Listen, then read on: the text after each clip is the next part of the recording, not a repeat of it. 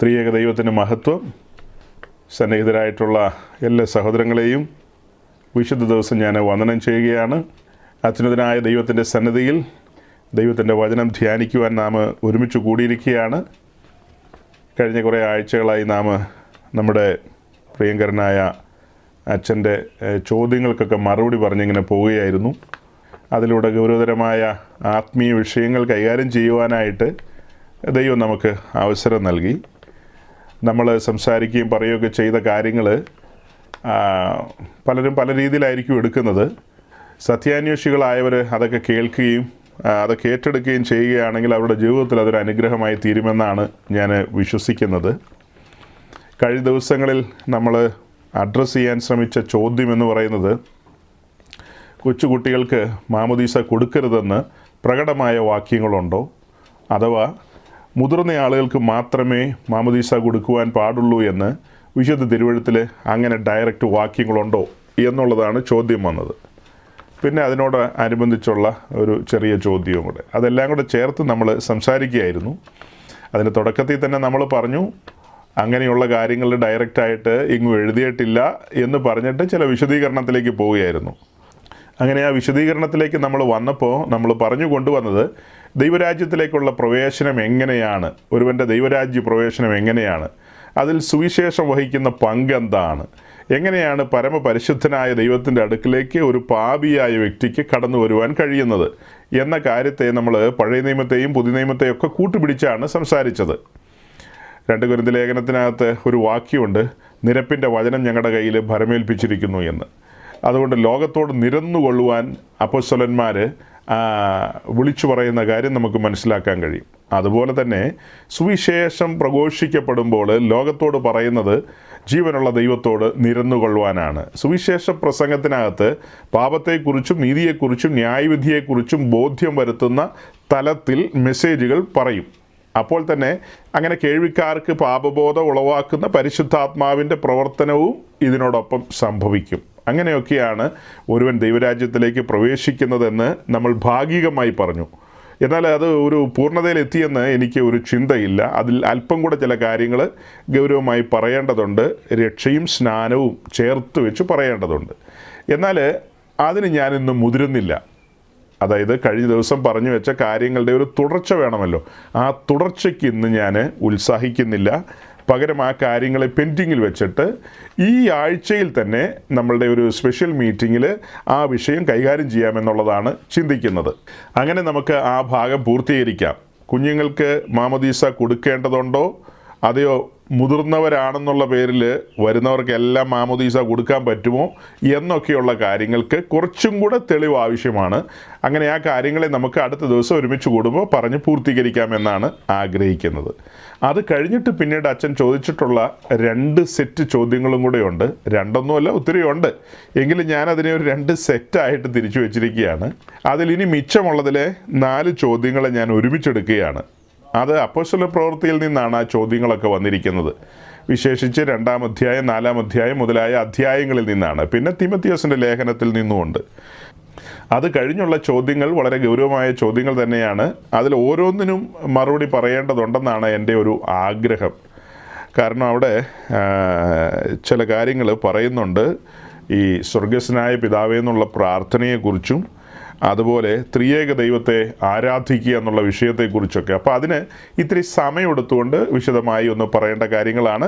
അത് ഈ കൂട്ടത്തിലിട്ട് കുഴയ്ക്കുന്നില്ല. ഇവിടെ ഈ 4 ചോദ്യങ്ങൾ ഞാൻ ആദ്യം ഒന്ന് പറഞ്ഞു കേൾപ്പിക്കാം. അത് കഴിഞ്ഞിട്ട് നമുക്ക് അതിൻ്റെ ഉത്തരത്തിലേക്ക് പ്രവേശിക്കാം. അത് വായിക്കുന്നതിന് മുമ്പ് ഞാനൊരു കാര്യം പറയട്ടെ സഹോദരങ്ങളെ. ചില പ്രിയപ്പെട്ടവരൊക്കെ എന്നോട് പറയുന്നുണ്ട്, അച്ഛനൊക്കെ മറുപടി കൊടുത്ത് വെറുതെ സമയം കളയേണ്ട ആവശ്യമുണ്ടോ എന്നുള്ള രീതിയിൽ. അങ്ങനെയല്ല, അത് നിങ്ങളുടെ തെറ്റിദ്ധാരണയാണെന്നുള്ളത് ഞാൻ നിങ്ങളെ ഓർമ്മിപ്പിക്കുകയാണ്. അച്ഛൻ എത്രയും സൗമ്യതയോടെയാണ് നമ്മളോട് സംസാരിച്ചത്, നമ്മളും അതുപോലെ തന്നെയാണ് സംസാരിക്കുന്നത്. കഴിഞ്ഞ വീഡിയോയിലേക്ക് വരുമ്പോൾ അതിനകത്ത് ആ സംസാരത്തിനകത്ത് നമ്മുടെ ആ ഒരു ബോഡി ലാംഗ്വേജിൽ ഒരു എന്തോ ഒരു ആവേശം പോലെയൊക്കെ എനിക്കും തന്നെ തോന്നി, ഇത്തിരി ഗൗരവത്തിൽ പറഞ്ഞു വരുന്നത് പോലെ. പക്ഷേ ഹൃദയത്തിൽ നിന്ന് പറയട്ടെ, അങ്ങനെ നമ്മുടെ മറുസൈഡിൽ നിൽക്കുന്നവരെ അരാശി എന്ന കാര്യങ്ങളല്ല നമ്മൾ പറയാൻ ആഗ്രഹിക്കുന്നത്. നമ്മളറിഞ്ഞ സത്യങ്ങൾ, നമ്മളറിഞ്ഞ ബോധ്യങ്ങൾ അത് പറയുമ്പോൾ, പങ്കുവെക്കുമ്പോൾ അതിൻ്റേതായ ഒരു ഗൗരവം വരും. അതിൻ്റേതായൊരു ഗൗരവം അത് ശരീരഭാഷയിലൊക്കെ പ്രകടമാകും. എന്നാൽ എൻ്റെ ഉള്ളിലെ ആ ബോധ്യങ്ങളും ആ സ്നേഹവും ബഹുമാനവും ഒക്കെ എനിക്കറിയാം. അതുകൊണ്ട് ആ കാര്യത്തിൽ എനിക്ക് പ്രാഗൽഭ്യമുണ്ട്. നല്ല പ്രാഗൽഭ്യത്തിൽ തന്നെയാണ് ഞാൻ സംസാരിക്കുന്നത്. ഇങ്ങനെയുള്ള കാര്യങ്ങളൊക്കെ എല്ലാ കാലത്തും ക്രൈസ്തവ ലോകത്ത് സംഭവിച്ചിട്ടുണ്ട്. ഇതൊന്നും വഴക്കൊന്നുമല്ല. യാക്കോബായക്കാരും ഓർത്തഡോക്സുകാരും തമ്മിൽ ഈ ബലാബലം നടക്കുന്നുണ്ടല്ലോ, തെരുവിൽ യുദ്ധങ്ങൾ നടക്കുന്നുണ്ടല്ലോ, അങ്ങനത്തെ കാര്യങ്ങളൊന്നും അല്ലല്ലോ ഇത് അച്ഛൻ നമ്മളോട് ചില വാക്യങ്ങളൊക്കെ വായിച്ചിട്ട് ചില കാര്യങ്ങൾ ചോദിക്കുന്നു. ഇങ്ങനെയൊക്കെ നിങ്ങളുടെ ഇടയിലുണ്ടോ, ഇങ്ങനെയൊക്കെയാണോ കാര്യങ്ങൾ എന്ന് ചോദിക്കുമ്പോൾ നമ്മൾ അങ്ങനെയല്ല അല്ലെങ്കിൽ അങ്ങനെയാണ് എന്നൊക്കെ പറയാൻ നമ്മൾ ബാധ്യസ്ഥരാണ്. അത് നമ്മൾ പറയുന്നു. അത് കേൾക്കുന്ന നിങ്ങൾ ഓരോരുത്തരും ചിന്തിക്കാത്ത പല കാര്യങ്ങളും നമ്മൾ പറഞ്ഞല്ലോ. കുഞ്ഞുങ്ങളുമായി ബന്ധപ്പെട്ട കാര്യങ്ങൾ, ശിശുക്കളുമായി ബന്ധപ്പെട്ട കാര്യങ്ങൾ, ധാരാളം വാക്യങ്ങളുണ്ട്. ആ വാക്യങ്ങളുടെയൊക്കെ പൊരുൾ തിരിക്കാനായിട്ട് നമ്മൾ ഉത്സാഹിച്ചിരുന്നു. അച്ഛൻ്റെ ലെവലിൽ ശ്രമിച്ചു, നമ്മൾ നമ്മുടെ ലെവലിൽ ശ്രമിച്ചു. അതിൽ പരിശുദ്ധാത്മാവ് നിങ്ങൾക്ക് തരുന്ന ബോധ്യം പോലെ നിങ്ങൾക്ക് ഏറ്റെടുക്കാം. നമ്മുടെ കേൾവിക്കാരിൽ പെന്തിക്കോസുകാരും ഉണ്ട്, സിറിയൻ സമൂഹത്തിലുള്ളവരും ഒക്കെയുണ്ട്. അപ്പോൾ അവർക്ക് ആർക്ക് വേണമെങ്കിലും അത് ഉൾക്കൊള്ളാം. ഇല്ല, റിജക്റ്റ് ചെയ്യാനാണ് തോന്നുന്നതെങ്കിൽ അങ്ങനെയും ചെയ്യാം. എല്ലാവർക്കും സ്വാതന്ത്ര്യമുണ്ടല്ലോ. അപ്പോൾ ഒരു പഠനമാണ് നമ്മൾ അവതരിപ്പിക്കുന്നത്. അത് അതിൻ്റെ നിലയിൽ തന്നെ ഗ്രഹിക്കണമെന്ന് അപേക്ഷിക്കുകയാണ്. സഹോദരങ്ങളെ, അടുത്ത ചോദ്യം വരുന്നത് അപ്പോസ്തലപ്രവൃത്തി 2-ാം അധ്യായത്തിൻ്റെ 44-45 വാക്യത്തിൽ നിന്നാണ്. അവിടെ അച്ഛൻ ചോദിക്കുന്നത്, വിശ്വസിച്ചവർ എല്ലാവരും ഒരുമിച്ചിരുന്ന് സകലവും പൊതുവകയെന്ന് എണ്ണുകയും ജന്മഭൂമികളും വസ്തുവകകളും വിറ്റ് അവനവന് ആവശ്യമുള്ളതുപോലെ എല്ലാവർക്കും പങ്കിടുകയും ചെയ്തു എന്നുള്ളതാണ് നമുക്ക് ആ വാക്യത്തിൽ നിന്ന് മനസ്സിലാകുന്നത്. അവിടെ ഒരു ചോദ്യം വന്നിരിക്കുന്നത്, നിങ്ങൾക്ക് ഇത് ഫോളോ ചെയ്യുവാൻ പറ്റുമോ, നിങ്ങൾക്കിങ്ങനെ ചെയ്യുവാനായിട്ട് കഴിയുമോ എന്നുള്ളതാണ്. നല്ല ചോദ്യമാണത്, നല്ല ചോദ്യമാണ്. അത് കഴിഞ്ഞിട്ടുള്ള അടുത്ത ചോദ്യം കൂടെ അങ്ങ് പറയാം. ആ ചോദ്യങ്ങളെല്ലാം അങ്ങ് പറഞ്ഞിട്ട് നമുക്ക് അതിൻ്റെ ആൻസറിലേക്ക് കിടക്കാം. പിന്നീടുള്ള ചോദ്യം അപ്പോസ്തലപ്രവൃത്തി 4:32 നിന്നാണ്.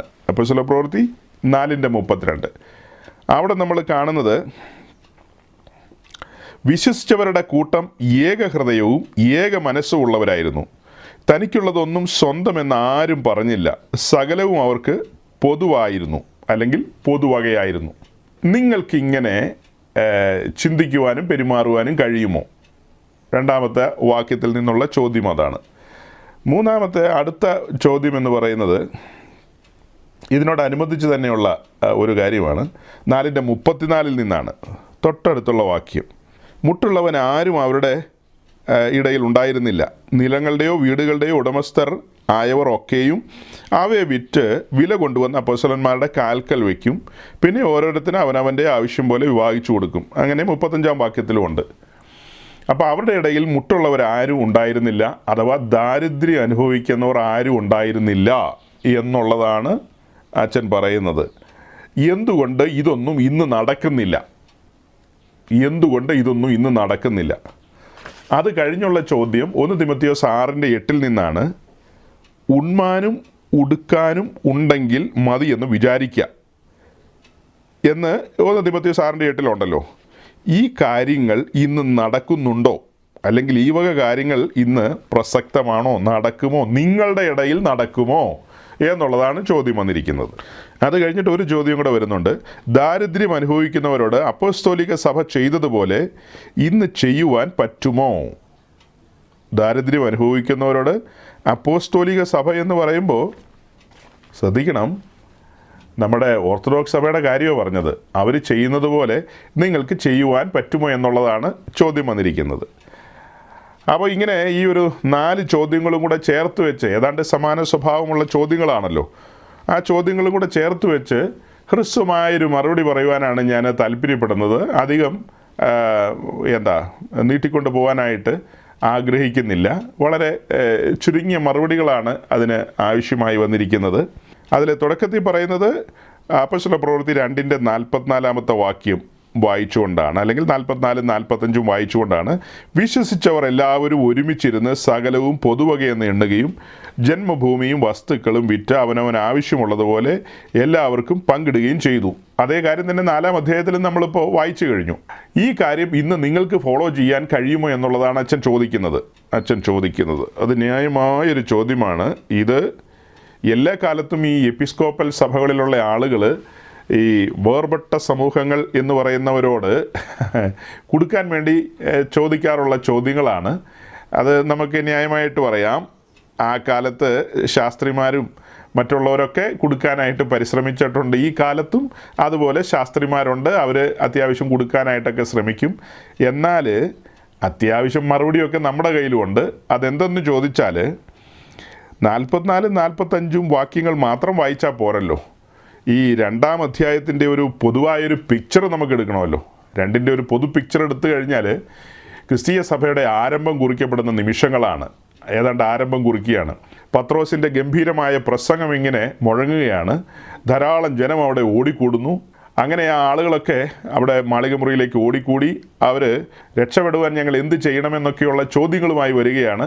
അവരോട് പത്രോസ് പല കാര്യങ്ങളും പറയുകയാണ്. അങ്ങനെ പല കാര്യങ്ങളും പറഞ്ഞ് താഴേക്ക് വരുമ്പോൾ അതിൻ്റെ 40-ാം വാക്യം മുതൽ നമ്മൾ കാണുന്നത്, മറ്റു പല വാക്കുകളാലും അവൻ സാക്ഷ്യം പറഞ്ഞ് അവരെ പ്രബോധിപ്പിച്ചു.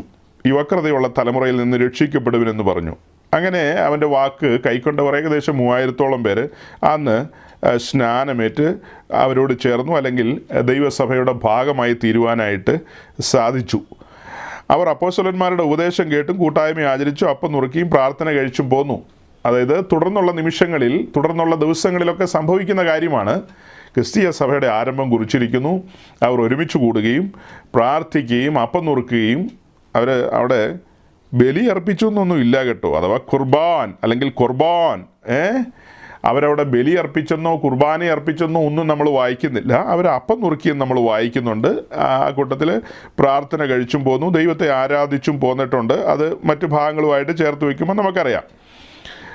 അപ്പോസ്തലന്മാർ നിരന്തരം ഉപദേശം പ്രസ്താവിക്കുകയും പഠിപ്പിക്കുകയും ചെയ്തു. അങ്ങനെ ജനം ഉപദേശം കേട്ടുകൊണ്ടിരുന്നു. എന്നിട്ട് 43-ാം വാക്യത്തിലേക്ക് വരുമ്പോൾ കാണുന്നത്, എല്ലാവർക്കും ഭയമായി. അപ്പോസ്തലന്മാരാൽ ഏറിയ അത്ഭുതങ്ങളും അടയാളങ്ങളും നടന്നു. ശ്രദ്ധിക്കണം, എല്ലാവർക്കും ഭയമായി. അപ്പോസ്തലന്മാരാൽ ഏറിയ അത്ഭുതങ്ങളും അടയാളങ്ങളും നടന്നു.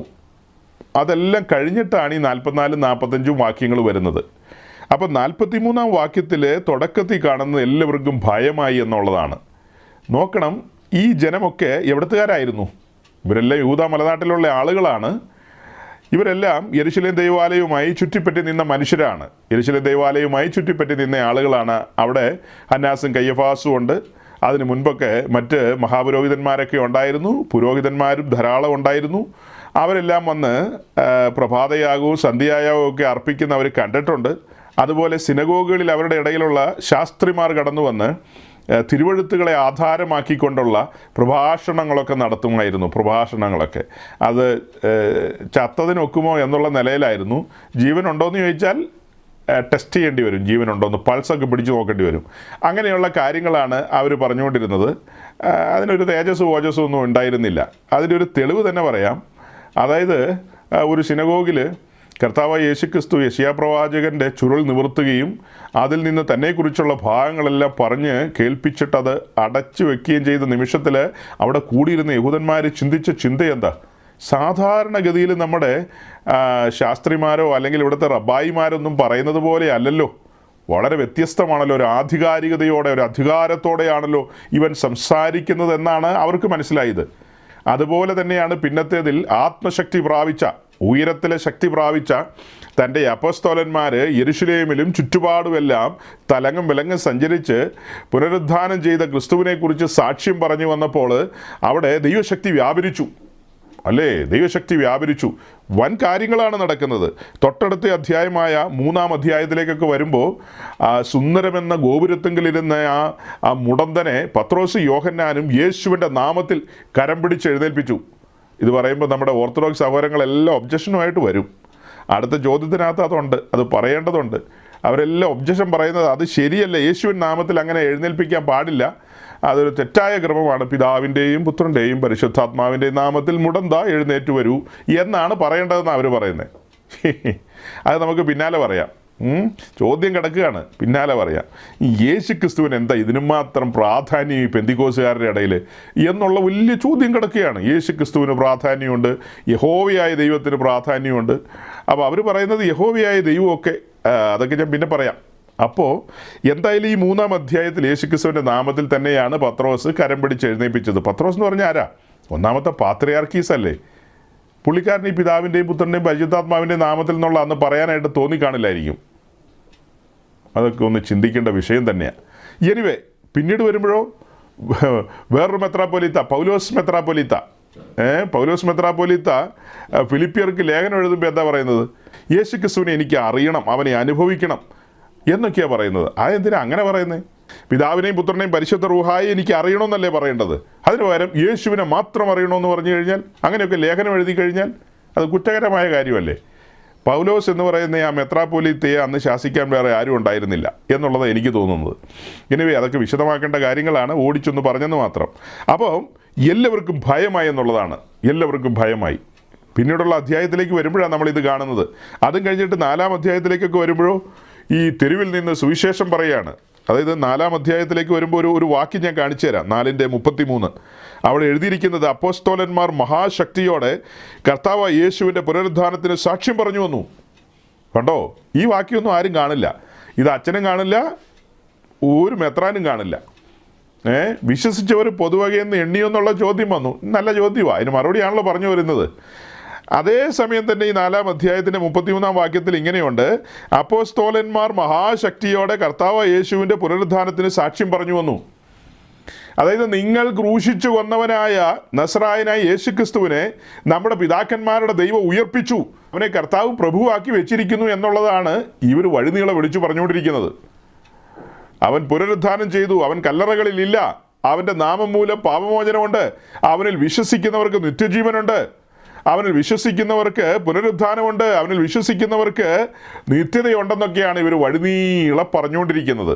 അതായത് അവർ പുനരുദ്ധാനത്തിന് സാക്ഷ്യം പറഞ്ഞു വന്നു, ക്രിസ്തു ഉയർത്തു എന്നുള്ള കാര്യം സാക്ഷ്യം പറഞ്ഞു വന്നു. എവിടെയായിരിക്കും സാക്ഷ്യം പറഞ്ഞത്? മദ്ബഹായിലിരുന്നായിരിക്കുമോ പറഞ്ഞത്? അതേ ത്രോണോസിനകത്തിരുന്നായിരിക്കുമോ പറഞ്ഞത്? ഈ സാക്ഷ്യം പറഞ്ഞത് എവിടെയാണ് സഹോദരങ്ങളെ?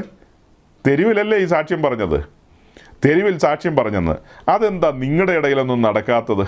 ചോദിച്ച ചോദ്യത്തിന് ഞാൻ ഉത്തരം പറയുകയാണ്. അപ്പോൾ തന്നെ ഇങ്ങനെ ഞാനും ഒരു ചോദ്യം പതിയെ ഇങ്ങനെ റൈസ് ചെയ്ത് വെക്കുകയാണ്, ഒന്ന് ചിന്തിക്കാൻ വേണ്ടിയിട്ടാണ്.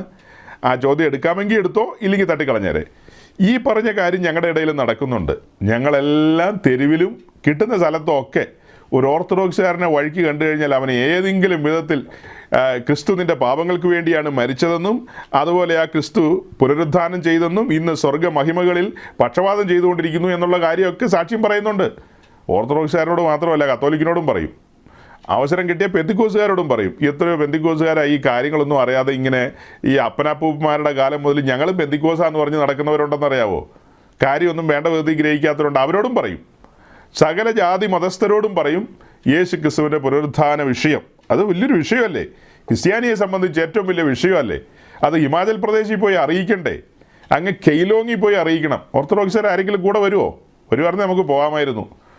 അങ്ങ് ജമ്മു കാശ്മീരിലെ ഉറിയിലും പൂഞ്ചിലും ബാരാമുള്ളയിലും ഒക്കെ പോയി പറയേണ്ടതാ അത്, അല്ലേ? രജൗറിയിലും സകല സ്ഥലത്തും പോയി പറയേണ്ടതാ. ലഡാക്കിലും പോകണം. പിന്നെ ലഡാക്കിലും അവസരം കിട്ടിക്കഴിഞ്ഞാൽ ലഡാക്കിലും പോകണം. പോകാവുന്ന സ്ഥലങ്ങളിലൊക്കെ പോകണം. ഇങ്ങനെയുള്ള സ്ഥലങ്ങളൊക്കെ താണ്ടിയാണ് നമ്മുടെ തോമാസ് ലീഗ മലയാളക്കരയിൽ വന്ന് നമ്മളോട് സുവിശേഷം അറിയിച്ചത്. അങ്ങനെയല്ലേ നമ്മൾ അറിഞ്ഞിരിക്കുന്നത്. അപ്പോൾ അങ്ങനെ അറിഞ്ഞ സുവിശേഷം, അതായത് ക്രിസ്തുവിൻ്റെ പുനരുദ്ധാനത്തിന് തോമാസ് ലീഗ മലയാളക്കരയിൽ സാക്ഷ്യം പറഞ്ഞെന്നാണ് നമ്മൾ പറയുന്നത്. തോമാസ് ലീഗ ക്രിസ്തുവിൻ്റെ പുനരുദ്ധാനത്തിന് മലയാളക്കരയിൽ വന്ന് സാക്ഷ്യം വഹിച്ചു. അത് കേട്ടവരെ എവിടെയെങ്കിലും സാക്ഷ്യം വഹിക്കുന്നുണ്ടോ? അങ്ങനെ 2-ാം അധ്യായത്തിൻ്റെ 43-ാം വാക്യത്തിൽ നമ്മൾ കണ്ടത് എല്ലാവർക്കും ഭയമായി. ഈ 4-ാം അധ്യായത്തിലേക്ക് വരുമ്പോൾ പിന്നത്തേതിൽ ഈ അപ്പോസ്തലന്മാരെ എല്ലാം പിടിച്ച് കാരാഗ്രഹത്തിലാക്കുന്നുണ്ട്. ആ കാരാഗ്രഹത്തിൽ നിന്ന് ദൂതന്മാർ അവരെ പുറത്തു കൊണ്ടുവരുന്നു, അല്ലേ? പിന്നത്തേതിൽ അപ്പോസ്തലന്മാരെ കാരാഗ്രഹത്തിലാക്കുന്നു, കാരാഗ്രഹം തുറന്ന് ദൂതൻ അവരെ പുറത്തു വിടുന്നു. അങ്ങനെ പുറത്തു വന്നതിന് ശേഷം അവർ അതേ സ്ഥലത്ത് തന്നെ നിന്നുകൊണ്ട് വീണ്ടും സുവിശേഷം അറിയിക്കുന്നു. ക്രിസ്തുവിൻ്റെ പുനരുദ്ധാനത്തിന് വീണ്ടും സാക്ഷ്യം പറഞ്ഞുകൊണ്ടിരിക്കുകയാണ്. നല്ല കാര്യങ്ങളാണ്. വീണ്ടും വീണ്ടും ഒരു ക്രിസ്തുവിൻ്റെ പുനരുദ്ധാനത്തിന് സാക്ഷ്യം പറഞ്ഞുകൊണ്ടിരിക്കുകയാണ്. അപ്പോൾ ഇതൊക്കെ കാണുന്ന ജനം എന്തായിരിക്കും മനസ്സിലാക്കുന്നത്? അല്ലേ? ദൈവമക്കളെ സംബന്ധിച്ച് അവർക്ക് ഉള്ളിലൊരു ഭയമാണ് വരുന്നത്. വലുവനായ ദൈവം തങ്ങളുടെ നടുവിൽ ഇറങ്ങി നിന്ന് തങ്ങളുടെ അപ്പോസ്തലന്മാരിലൂടെ വീര്യം പ്രവർത്തിക്കുന്നവർ കാണുകയാണ്. അവരുടെ കയ്യിൽ ഈ പഴയ നിയമ പുസ്തകം ഉണ്ടല്ലോ. ആ സമയത്ത് പുതിയ നിയമമൊന്നും ഇല്ലെങ്കിൽ പോലും പഴയ നിയമ പുസ്തകം അവരുടെ കയ്യിലുണ്ട്, അഥവാ തിരുവെഴുത്ത് അവരുടെ കയ്യിലുണ്ട്. അതിൽ പുറപ്പാട് പുസ്തകം വായിക്കുമ്പോൾ അതിൻ്റെ 19-ാം അധ്യായത്തിലേക്ക് വരുമ്പോൾ സീനായി പർവ്വതത്തിൽ തേജോമയനായ ദൈവം ഇറങ്ങി വരുന്ന കാഴ്ച ഈ യഹൂദ പശ്ചാത്തലത്തിലുള്ള ഇവരെല്ലാം കണ്ടിട്ടുണ്ട്. അതൊരു ഭയങ്കര സംഭവമായിരുന്നു. ഇസ്രായേൽ ഭയന്നു പോയൊരു സംഭവമാണ്. ഇസ്രായേൽ ഭയന്നുപോയി. ആ വരവും ആ കാഹളനാദം പോലെയുള്ള ശബ്ദവും അങ്ങനെ പല കാര്യങ്ങളും അല്ലെങ്കിൽ സഭ ആരംഭിച്ച കാലഘട്ടത്തിലുള്ള യഹൂദന്മാരെ സംബന്ധിച്ച് ഈ പൂർവന്മാരുടെ ആ കാര്യങ്ങളൊക്കെ, മോശയുടെ കാലത്ത് സംഭവിച്ച കാര്യങ്ങളൊക്കെ അറിവാണ്, കേട്ടുകേഴ്വിയാണ്. എന്നാൽ അതിനൊരു ഗൗരവമുണ്ടെന്ന് അവർക്കറിയാം. ആ തേജോമയനായ ദൈവം ഇപ്പോൾ ഇതാ തങ്ങളുടെ അപ്പോസ്തലന്മാരോട് കൂടെ നിന്ന് അത്ഭുതങ്ങളും അടയാളങ്ങളും ചെയ്യുന്നതൊക്കെ അവർ കാണുകയാണ്. അത് തന്നെയല്ല, ഇവരുടെ പ്രസംഗത്തിലും പറച്ചിലിലും ഒക്കെ കർത്താവായ യേശു ക്രിസ്തു വേഗം വരും. ഇവർ പ്രാർത്ഥനയൊക്കെ കഴിഞ്ഞ് പിരിയുമ്പോൾ തമ്മിൽ വിശുദ്ധ ചുംബനം കൊടുത്തുകൊണ്ട് പറയുന്നത് എന്താ? ലാസ്റ്റ് പിരിയാൻ നേരത്ത് മാറാനാഥ എന്നാ പറയുന്നത്. എന്നുവെച്ചാൽ നമ്മുടെ കർത്താവായ യേശു ക്രിസ്തു വേഗം വരുമെന്നാണ് പറയുന്നത്. സഭ ആരംഭിച്ചിട്ടുള്ളൂ. സഭ ആരംഭിച്ച കാലഘട്ടത്തിൽ തന്നെ അവരുടെ ആ ഉള്ളിലെ ആ എരിവെന്ന് പറയുന്നത് കർത്താവിൻ്റെ മടങ്ങിവരവിന് വേണ്ടിയാണ്. യേശു ക്രിസ്തു ഉടനെ വരുന്നു. പുനരുദ്ധാനം ചെയ്ത ക്രിസ്തു തൻ്റെ സഭയെ ചേർക്കുവാൻ വേഗം വരുന്നു. ഇനി ദീർഘമായ വിപ്ലവങ്ങളൊക്കെ ക്രൈസ്തവ ലോകത്ത് സംഭവിക്കേണ്ടതുണ്ട്. സഭ എന്നുള്ള നിലയിൽ അതിൻ്റെ ചട്ടക്കൂടുകളൊക്കെ രൂപപ്പെട്ട് വരേണ്ടതുണ്ട്. അതങ്ങനെ ഫോം ചെയ്ത് ഭൂതലത്തിൽ എമ്പാടും പടർന്ന് പന്തലിക്കണമെന്നുള്ള കാര്യമൊന്നും ആ യഹൂദ മലനാട്ടിലുള്ള ആളുകൾ അത്രയും ചിന്തിക്കുന്നില്ല. അവരുടെ ചിന്ത കർത്താവ് വേഗം വരും, അവൻ വാനിൽ വരാറായി എന്നൊക്കെയുള്ള പാട്ടൊക്കെ പാടിയാണ് അവർ ഈ അപ്പനുറുക്കലും പിന്നെ തമ്മിൽ അവസാനം മാറനാഥയൊക്കെ പറഞ്ഞ് പിരിയുന്നത്. ആ ചിന്തകളൊക്കെ അവരെ ഭരിക്കുന്നത് കൊണ്ട് 44-ാം വാക്യത്തിലേക്ക് വരാം. അങ്ങനെ വിശ്വസിച്ചവർ എല്ലാവരും ഒരുമിച്ചിരുന്ന് സകലവും പൊതുവകയെന്ന് എണ്ണുകയും ജന്മഭൂമിയും തങ്ങളുടെ വസ്തുവകളൊക്കെ വിറ്റ് അപ്പോസ്തലന്മാരുടെ കാൽക്കൽ കൊണ്ടുവന്നു. അതിൻ്റെ കാരണമാണ് പറഞ്ഞത്. അതുപോലെയുള്ള കാര്യങ്ങളാണ് അപ്പോസ്തലന്മാരിലൂടെ കേൾക്കുന്നതും സംഭവിക്കുന്നതുമായതൊക്കെ. അതൊക്കെ അവർക്ക് ഭയമായി തീർന്നു. അതുപോലെ കർത്താവിൻ്റെ മടങ്ങിവരവിനെക്കുറിച്ചുള്ള ചിന്ത അവരെ ഭരിച്ചിരിക്കുന്നു. ഇതെല്ലാം വെച്ച് അവർക്കുള്ളതെല്ലാം വിറ്റ് അപ്പോസ്തലന്മാരുടെ കാൽക്കൽ കൊണ്ടുവന്നു. ഇവിടെ ഒരു പ്രധാനപ്പെട്ട പോയിന്റ് ഞാൻ നിങ്ങളോട് പറയുന്നത്, ഒരു അപ്പോസ്തലനും ആരോടും ഇതെല്ലാം വിറ്റ് കാൽക്കൽ കൊണ്ടുവരാൻ പറഞ്ഞില്ല. അങ്ങനെ നിങ്ങൾ വായിക്കുന്നുണ്ടോ? അങ്ങനെ ഒരു ഓർത്തഡോക്സുകാരൻ വിചാരിച്ചാലും വായിക്കാൻ പറ്റില്ല, പെന്തിക്കോസുകാരൻ വിചാരിച്ചാലും വായിക്കാൻ പറ്റില്ല. അങ്ങനെ അവിടെ എഴുതിയിട്ടില്ലെന്നേ. അപ്പോസ്തലന്മാരാരും നിങ്ങളെല്ലാം നിങ്ങൾക്കുള്ളതെല്ലാം വിറ്റ് പൊതുവകയെന്ന് എണ്ണണം, അങ്ങനെയാണ് ക്രിസ്തീയ സഭ എന്നൊന്നും അവരാരും പറഞ്ഞില്ല. അവർ ക്രിസ്തുവിൻ്റെ ക്രൂശീകരണത്തെക്കുറിച്ചും പുനരുദ്ധാനത്തെക്കുറിച്ചും മടങ്ങി വരുന്ന ക്രിസ്തുവിനെക്കുറിച്ചും ഒക്കെയാണ് അവരുടെ പ്രസംഗം. കാരണം ആ ദിവസങ്ങളിൽ പത്രോസിൻ്റെ പ്രസംഗങ്ങളൊക്കെ ശ്രദ്ധിച്ചറിയാം. തുടക്ക സമയത്ത് എല്ലാ കാലത്തും അങ്ങനെയൊക്കെ തന്നെയാണ്. പ്രസംഗത്തിനൊക്കെ ഒരു രീതികളുണ്ടല്ലോ. അവിടെ പറയുന്നത് നിങ്ങൾ ക്രൂശിച്ചു കൊന്ന ക്രിസ്തുവിനെ പിതാക്കന്മാരുടെ ദൈവം ഉയർപ്പിച്ചു എന്നുള്ളതാണ് പത്രോസ് കൂടെ പറയുന്നത്. കാരണം എന്താ? ആ സമയത്തൊരു ശ്രുതി പരന്നിട്ടുണ്ട്, അല്ലേ? ആ സമയത്തൊരു ശ്രുതി പരന്നിട്ടുണ്ട്. ഈ ഇവരുടെ ഗുരുവായ നസ്രായനായ യേശു ക്രിസ്തു ക്രൂശിക്കപ്പെട്ടു, മരിച്ചുപോയി എന്നുള്ളതാണ് ലോകം കേട്ടിരിക്കുന്നത്. ആ ഗോൽഗോഥായിൽ കർത്താവായ യേശു ക്രിസ്തുവിൻ്റെ മരണം കണ്ടിട്ടാണ് ആളുകൾ പിരിഞ്ഞുപോയത്. അവിടെ നിന്ന് മരണം കണ്ടിട്ടാണ് ജനം പിരിഞ്ഞുപോയത്. പിന്നീട് റോമൻ പടയാളികൾ വന്ന് ആ ശരീരം താഴെ ഇറക്കുകയും അരിമത്തിക്കാരൻ ജോസഫിൻ്റെ കല്ലറയിൽ കൊണ്ടുപോയി അടക്കാനായിട്ട് കൊണ്ടുപോകുന്നതൊക്കെ ജനം അതെല്ലാം കണ്ടതാണ്. അത് കഴിഞ്ഞിട്ട് അവിടെ കല്ലുരുട്ടി വെക്കുന്നതും ജനം കണ്ടു. റോമൻ ഇമ്പീരിയൽ മുദ്രയും കൂടെ അവിടെ പതിപ്പിച്ചു. അതെല്ലാം ഓക്കെ. അത് കഴിഞ്ഞിട്ട് ആ ഇമ്പീരിയൽ മുദ്രകളെയൊക്കെ പൊട്ടിച്ചുകൊണ്ട് നസ്രായനായ യേശു ക്രിസ്തു പുനരുദ്ധാനം ചെയ്തു എന്ന കാര്യം ലോകം അറിഞ്ഞില്ല. തൻ്റെ ശിഷ്യന്മാർ അതിന് സാക്ഷ്യം പറയുകയാണ്. അവരല്ലേ വിളിച്ചു പറയുന്നത്. അവർ പുനരുദ്ധാന ശക്തിയോടുകൂടി അതിന് സാക്ഷ്യം പറയുകയാണ്. പുനരുദ്ധാന ശക്തി അവർ അനുഭവിക്കുകയും ക്രിസ്തുവിൻ്റെ പുനരുദ്ധാനത്തെക്കുറിച്ച് അവർ ലോകത്തോട് സാക്ഷ്യം പറയുകയാണ്, അല്ലെങ്കിൽ ആ സമൂഹത്തോട് സാക്ഷ്യം പറയുകയാണ്. അതല്ലാതെ എല്ലാം ഞങ്ങളുടെ കാൽക്കൽ കൊണ്ടുവരണം കേട്ടോ, അങ്ങനെ കൊണ്ടുവന്നാൽ 10 രൂപ ഇട്ടാൽ 100 രൂപയാവും, 100 രൂപ ഇട്ടാൽ 1000 രൂപയാവും എന്നൊന്നും ഒരു പ്രസംഗമൊന്നും അന്ന് അവർ പ്രസംഗിച്ചില്ല. അതൊക്കെ ന്യൂ ജനറേഷൻ പെന്തിക്കോസ്റ്റ് എന്ന് പറയുന്ന ഗ്രൂപ്പിൻ്റെ തലതിരിഞ്ഞ പ്രസംഗങ്ങളാണ്. 1 വെച്ചാൽ 2 കിട്ടും എന്നൊക്കെയുള്ള രീതിയിൽ. അതൊന്നും അപ്പോസ്തലന്മാർ പറഞ്ഞിട്ടില്ല. അങ്ങനത്തെ കാര്യങ്ങളൊന്നും അല്ലായിരുന്നു അവരുടെ പ്രസംഗത്തിൻ്റെ പ്രധാന തീമെന്ന് പറയുന്നത്. അപ്പോൾ ഈ ജനമെല്ലാം അവരുടെ ഉള്ളിലെ സന്തോഷ നിമിത്തം, ഇനി ഞാൻ അടുത്തൊരു വശമാണ് പറയുന്നത്, അവരുടെ ഉള്ളിലെ ആ രക്ഷയുടെ സന്തോഷം, നുരഞ്ഞു പൊന്തുന്ന സന്തോഷം, അവർ ദൈവരാജ്യത്തിലേക്ക് കടന്നു വന്നിരിക്കുന്നു, ആത്മാവിൽ നിറയപ്പെട്ടിരിക്കുകയാണ്. ഇതുവരെ മർമ്മങ്ങളായിരുന്ന കാര്യങ്ങളൊക്കെ അവർക്ക് വെളിപ്പെട്ട് വരികയാണ്. അവരുടെ കൺമുമ്പിലാണ് യെരൂശലേം ദൈവാലയം ഇരിക്കുന്നത്. അതിനകത്തേക്ക് പ്രവേശനമൊന്നും ഇല്ലെങ്കിലും അതിൻ്റെ പ്രാകാരത്തിൽ അവരുടെ പുരുഷന്മാർക്ക് നിൽക്കാമല്ലോ, അതിൻ്റെ പിന്നിലായിട്ട് അവരുടെ സ്ത്രീകൾക്ക് നിൽക്കാം, അവരുടെ ലേവ്യർക്കും ലേവ്യരുടേതായ പ്രാകാരത്തിലൊക്കെ നിൽക്കാം. അങ്ങനെ ഇരിക്കുമ്പോൾ ഇതിനകത്തുള്ള കാര്യങ്ങൾ എന്തൊക്കെയാണെന്നുള്ളത് അവർ പുറപ്പാട് ദിവസം വായിച്ചിട്ടുണ്ടല്ലോ. ശുശ്രൂഷയുടെ ക്രമങ്ങളെക്കുറിച്ചൊക്കെ ലേവ്യ പുസ്തകത്തിൽ നിന്ന് ഒരു ധാരണയുണ്ട് അവർക്ക്. പിന്നെ ന്യായമായ ധാരണയുണ്ട്. ഇവരെല്ലാം പാപപരിഹാരത്തിന് വേണ്ടിയിട്ട് ആടിനെ കൊണ്ടുവരികയും ചിലർ കാളയെ കൊണ്ടുവരികയും ചിലർ പ്രാവിനെ കൊണ്ടുവരികയൊക്കെ ചെയ്തുകൊണ്ടിരുന്നതല്ലേ. 1 മാസം മുമ്പ് വരെ അങ്ങനെ ചെയ്തുകൊണ്ടിരുന്നതാന്നേ, അല്ല 2 മാസം മുമ്പ് അങ്ങനെയൊക്കെ ചെയ്തുകൊണ്ടിരുന്നതാ. പാപപരിഹാരത്തിനുള്ള യാഗങ്ങൾ, സന്തോഷ സൂചകമായി ഹോമയാഗം നടത്താറുണ്ട് അവിടെ. അങ്ങനെ എന്തെല്ലാം കാര്യങ്ങളാണ് ചെയ്തുകൊണ്ടിരുന്നത്. അപ്പോൾ തന്നെ അവരുടെ മഹാപുരോഹിതൻ ദിവസേന അതിനകത്തുള്ള വിളക്ക് തെളിക്കുമെന്ന് ഇവർക്കറിയാം. ഇവരത് കണ്ടിട്ടില്ലെങ്കിൽ പോലും ഇവർക്ക് അറിയാം. കാരണം ഇവർ പുറപ്പാട് ദിവസം വായിച്ചിട്ടുണ്ടല്ലോ. പുറപ്പാട് പുസ്തകത്തിനകത്ത് വ്യക്തമായി ഈ കാര്യങ്ങൾ എഴുതിയിട്ടുണ്ട്. പുരോഹിതൻ അതിനകത്ത് കടന്നുപോയി ധൂപം അർപ്പിക്കുന്ന കാര്യമൊന്നും ഒരു മനുഷ്യക്കുഞ്ഞ് കണ്ടിട്ടില്ല. അത് കണ്ടിട്ടുള്ളത് പുരോഹിതന്മാർ മാത്രമാണ്. പുരോഹിതന്മാരല്ലാതെ ഒരാളും അതിൻ്റെ വിശുദ്ധ സ്ഥലത്ത് ചവിട്ടിയിട്ടില്ല. അങ്ങനെ ഒരു മനുഷ്യൻ മാത്രം പ്ലാൻ ചെയ്തായിരുന്നു. പുള്ളി ഒരു കുഷ്ഠരോഗിയായിട്ട് പിന്നത്തേതിൽ മരിച്ചു. അത് യഹൂദന്മാരുടെ രാജാവായിരുന്ന ഉസിയാവായിരുന്നു എന്നുള്ളത് നമുക്കറിയാം.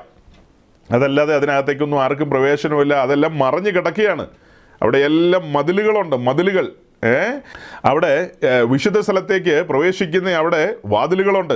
അത് കഴിഞ്ഞ് അതിപരിശുദ്ധ സ്ഥലത്തേക്ക് പ്രവേശിക്കുന്ന അവിടെ തിരശീലയുണ്ട്, കട്ടിയായ തിരശീലയൊക്കെയുണ്ട്. അതുകൊണ്ട് അതിനകത്തേക്കൊന്നും ഈ യഹൂദ ജനത്തിന് അല്ലെങ്കിൽ ഇസ്രായേലിലെ സാമാന്യ ജനത്തിന് പ്രവേശനമില്ല. എല്ലാം കേട്ടുകേൾവികളാണ്. എന്നാൽ എല്ലാ മർമ്മങ്ങളും വെളിപ്പെടുകയാണ്. വിളക്കിനെ കുറിച്ചുള്ള മർമ്മങ്ങൾ വെളിപ്പെടുന്നു, ധൂപപീഠത്തെക്കുറിച്ചുള്ള മർമ്മങ്ങൾ വെളിപ്പെടുന്നു. അപ്പോസ്തലന്മാർ ഉപദേശം പഠിപ്പിച്ചെന്നല്ലേ നമ്മൾ വായിക്കുന്നേ.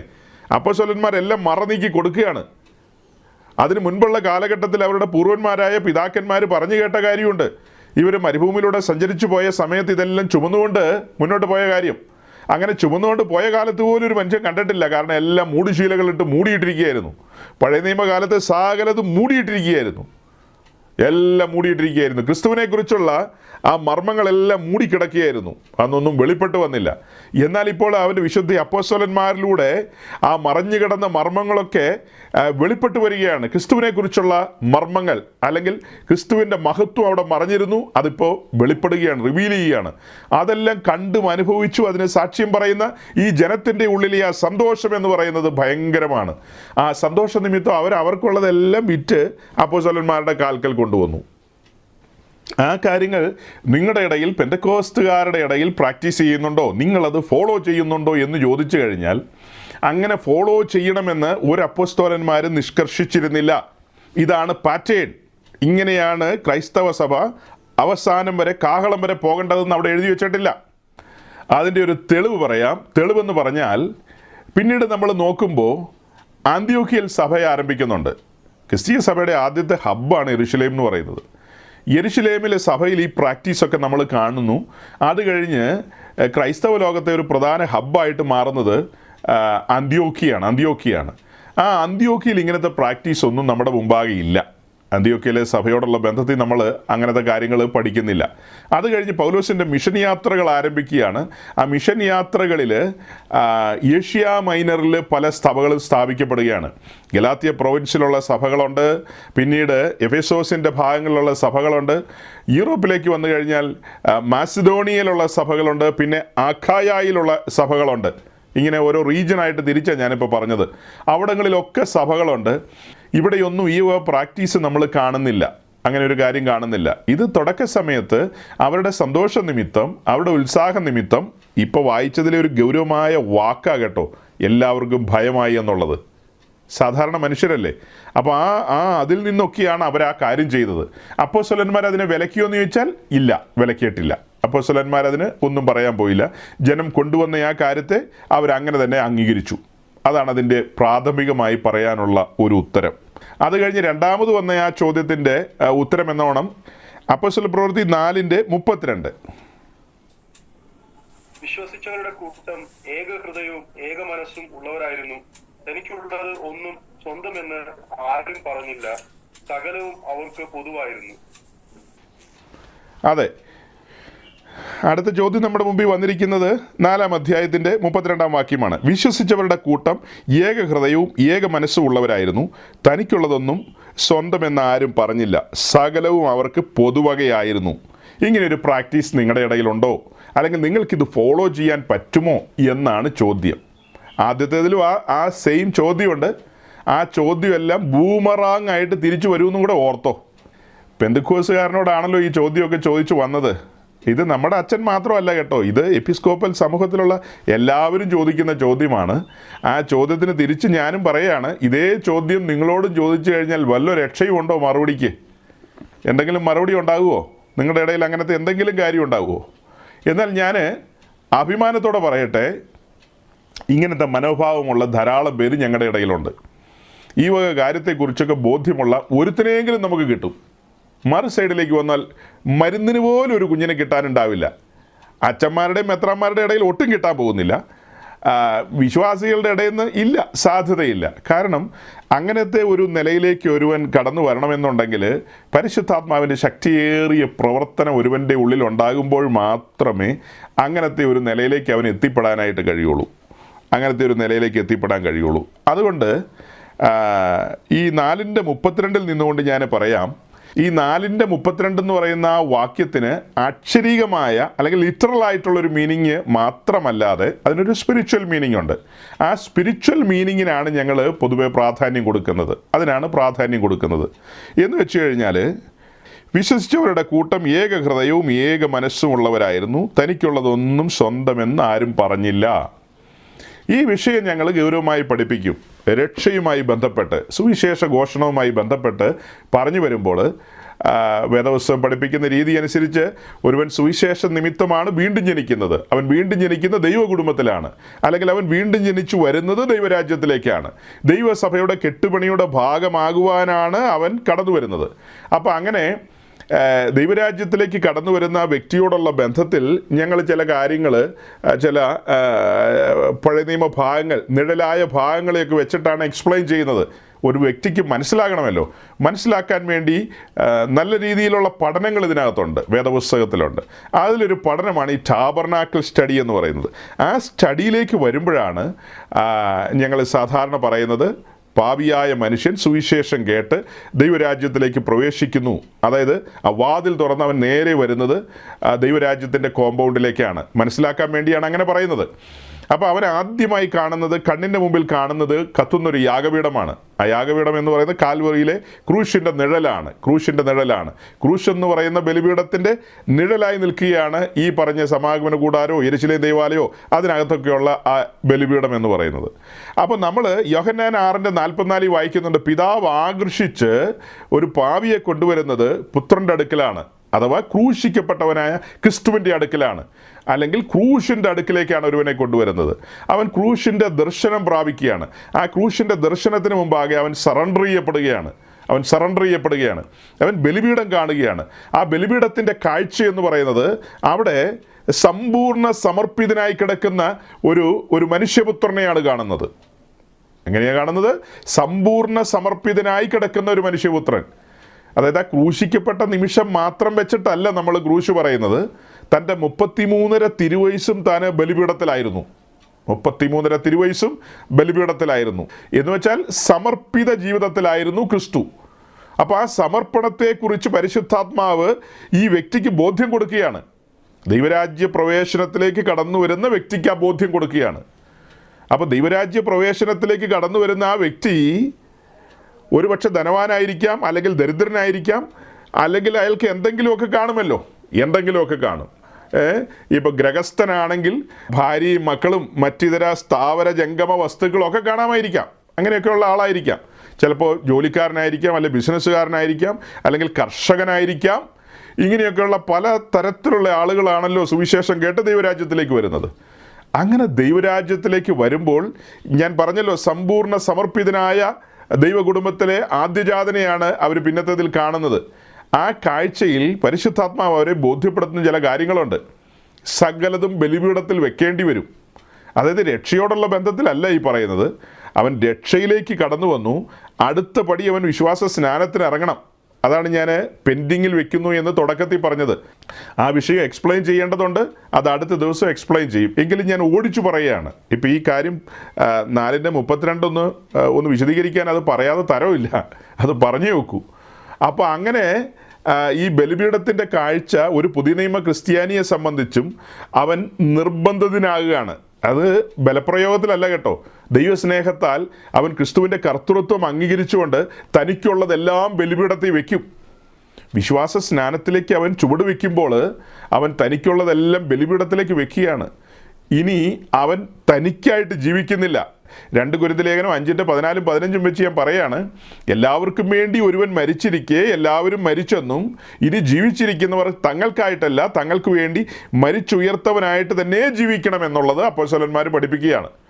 അപ്പോൾ അങ്ങനെ ഈ പാപിയായ മനുഷ്യൻ യേശുക്രിസ്തുവിൻ്റെ രക്തത്താൽ കഴുകൽ പ്രാപിച്ച് നീതീകരണം പ്രാപിച്ച് ദൈവരാജ്യത്തിലേക്ക് വരുമ്പോൾ അവൻ്റെ കണ്ണ് തുറന്ന് കാണുകയാണ്. സകല സത്യത്തിലും വഴി നടത്തുന്ന പരിശുദ്ധാത്മാവിന് ബോധ്യം കൊടുക്കുകയാണ്. അവനുള്ളതെല്ലാം സമർപ്പിച്ചെന്ന് പറഞ്ഞാൽ അവനെ ഒഴികെയല്ല കേട്ടോ, തെറ്റിദ്ധരിക്കല്ലേ. അവനെ സമർപ്പിച്ചെന്നാണ്. എന്ന് വെച്ചാൽ അവനുള്ളതെല്ലാം A to Z എന്ന് പറയാം. A to Z. ഇനി അതിന് വെളിയിൽ എന്തെങ്കിലും ഉണ്ടോ എന്ന് ചോദിച്ചാൽ എനിക്കറിയില്ല. A to Z അവനുള്ളതെല്ലാം ബലിപീഠത്തിലേക്ക് വെച്ചു കഴിഞ്ഞു. ആ മനോഭാവത്തിലേക്ക് അവൻ വന്നു കഴിഞ്ഞു. അവൻ കർത്താവിനാൽ വീണ്ടെടുക്കപ്പെട്ടവനാണ്. അവനെ കണ്ടുകെട്ടിയിരിക്കുകയാണ്. സ്വർഗീയ ഗവൺമെൻറ് അവനെയും അവനുള്ളതെല്ലാം കണ്ടുകെട്ടിയിരിക്കുകയാണ്. ഇനി അവൻ്റേതല്ല. അവനായിട്ട് ജീവിക്കാൻ കഴിയില്ല. അവനെ വിലയ്ക്ക് വാങ്ങിയിരിക്കുകയാണ്. മറ്റൊരുവൻ അവനെ വിലയ്ക്ക് വാങ്ങിയിരിക്കുകയാണ്. കനത്ത വില കൊടുത്താണ് അവനെ വിലയ്ക്ക് വാങ്ങിയിരിക്കുന്നത്. അങ്ങനെ ആ ബോധത്തിലേക്ക് വരുന്ന ഒരു വ്യക്തി അവനെ സമ്പൂർണ്ണമായും ബലിപീഠത്തിലേക്ക് ഏൽപ്പിച്ചു കൊടുക്കുകയാണ്. അവിടെ മുതൽ ഒരു പുതിയ ജീവിതം ആരംഭിക്കുകയാണ്. അതുകൊണ്ടാണ് വചനം പറയുന്നത്, ഒരുവൻ ക്രിസ്തുവിലായാൽ അവൻ പുതിയ സൃഷ്ടി അത്രയെന്ന്. ഒരുവൻ ക്രിസ്തുവിലായാൽ അവൻ പുതിയ സൃഷ്ടി അത്രയെന്ന്. റോമാലേഖനം 6-ാം അധ്യായത്തിൻ്റെ ഭാഷയെ പറഞ്ഞു കഴിഞ്ഞാൽ ഇനി അവിടെ മുതൽ ജീവൻ്റെ പുതുക്കത്തിൽ നടക്കുന്ന ഒരു ജീവിതമാണ് അല്ലേ. ഇനി അവിടെ മുതൽ അവൻ ജീവൻ്റെ പുതുക്കത്തിൽ നടക്കുകയാണ്. ആ ജീവൻ്റെ പുതുക്കത്തിൽ നടക്കാൻ ആരംഭിക്കുന്നത് എങ്ങനെയാണ്? ബലിപീഠത്തിലേക്കുള്ള സമർപ്പണ നിമിത്തമാണ്. സമ്പൂർണമായൊരു സമർപ്പണമാണ്. ഇതാണ് അപ്പോസ്തലന്മാർ പിന്നത്തേതിൽ പഠിപ്പിച്ചത്. എന്നാൽ യെരുശലേമിലെ സഭയിൽ തുടക്ക സമയത്ത് ആളുകൾ ഇങ്ങനെ കൊണ്ടുപോയി വെച്ചു എന്നുള്ളതൊരു വാസ്തവം തന്നെയാണ്. അങ്ങനെ കൊണ്ടുപോയി വെച്ചു എന്നുള്ളതൊരു സത്യമാണ്. എന്നാൽ പിന്നത്തേതിൽ നമ്മൾ നോക്കുമ്പോൾ പൗലോസിൻ്റെ മിഷൻ യാത്രകളിലൊക്കെ സ്ഥാപിതമായ സഭകളുണ്ട്. അന്ത്യോക്യയിലെ സഭയുണ്ട്. ഇവിടങ്ങളിലൊന്നും ഇങ്ങനത്തെ ഒരു പ്രാക്ടീസ് നമ്മൾ കണ്ടില്ല. അവിടെയൊന്നും ഇവരാരും പ്രസംഗിച്ചില്ല. പത്രോസ് അന്ത്യോക്യയിൽ വന്നിട്ടുണ്ടല്ലോ. പത്രോസ് അല്ല കേട്ടോ അന്ത്യോക്യയിലെ സഭ സ്ഥാപിച്ചത്. അങ്ങനെ പറയുമ്പോൾ ഇനി മറ്റേ കൂട്ടര് പുത്തൻകുരിശുകാർ കല്ലെടുത്ത് എറിയുമെന്നറിയില്ല. പത്രോസ് അല്ലെന്നേ അന്ത്യോക്യയിലെ സഭ സ്ഥാപിച്ചത്. അറിയണമെങ്കിൽ പുത്തൻകുരിശുകാരൊക്കെ അപ്പോസ്തല പ്രവൃത്തി 11-ാം അധ്യായം തുറന്ന് വായിക്കുക. ദേവലോകക്കാരാണെങ്കിലും ആരാണെങ്കിലും കൊള്ളാം, നിങ്ങൾ ഇതൊക്കെ തുറന്ന് വായിക്കുക, കാര്യങ്ങൾ മനസ്സിലാക്കുക. അങ്ങനെ ഈ അപ്പോസ്തലന്മാർ അവിടെ ഒന്നും ഇങ്ങനത്തെ കാര്യം പറഞ്ഞിട്ടില്ല. യെരുശലേമിലെ പ്രാക്ടീസ് ഇങ്ങനെയാണ്. ബ്രദേഴ്സ് ആൻഡ് സിസ്റ്റേഴ്സ് എല്ലാവരും കാൽക്കൽ വെക്കൂ എന്ന് ഒരു മെസ്സേജ് പിന്നീട് കാണാനുണ്ടോ? അപ്പോസ്തലന്മാരാരെങ്കിലും അങ്ങനെ പറഞ്ഞിട്ടുണ്ടോ? ലേഖനത്തിലൂടെ വരുംകാല സഭയ്ക്ക് വേണ്ടി ഒരു സന്ദേശമായിട്ട് എഴുതി വെച്ചിരുന്നോ? അതുമില്ല. അങ്ങനെയൊന്നുമില്ല. അവരുടെ ഇടയിൽ അങ്ങനെ ഒരു പ്രാക്ടീസ് പിന്നെ കാണാനില്ല. വരുംകാലത്തേക്ക് വേണ്ടി അപ്പോസ്തലന്മാർ അത് പേന കൊണ്ട് എഴുതിയും വെച്ചില്ല. അപ്പോൾ അതുകൊണ്ട് നമ്മൾ എന്താ മനസ്സിലാക്കേണ്ടത്? നിങ്ങളുടെ ഇടയിൽ ഇങ്ങനത്തെ പ്രാക്ടീസ് ഉണ്ടോ എന്ന് ചോദിച്ചു കഴിഞ്ഞാൽ, ഞങ്ങൾ രക്ഷിക്കപ്പെട്ട് സ്നാനപ്പെട്ട് വരുമ്പോൾ എല്ലാം വിറ്റിട്ട് പാസ്റ്ററുടെ കാൽക്കീഴിൽ കൊണ്ടുവയ്ക്കുക എന്ന് പറഞ്ഞാൽ അങ്ങനത്തെ രീതിയൊന്നും ഞങ്ങളുടെ ഇടയിലില്ല.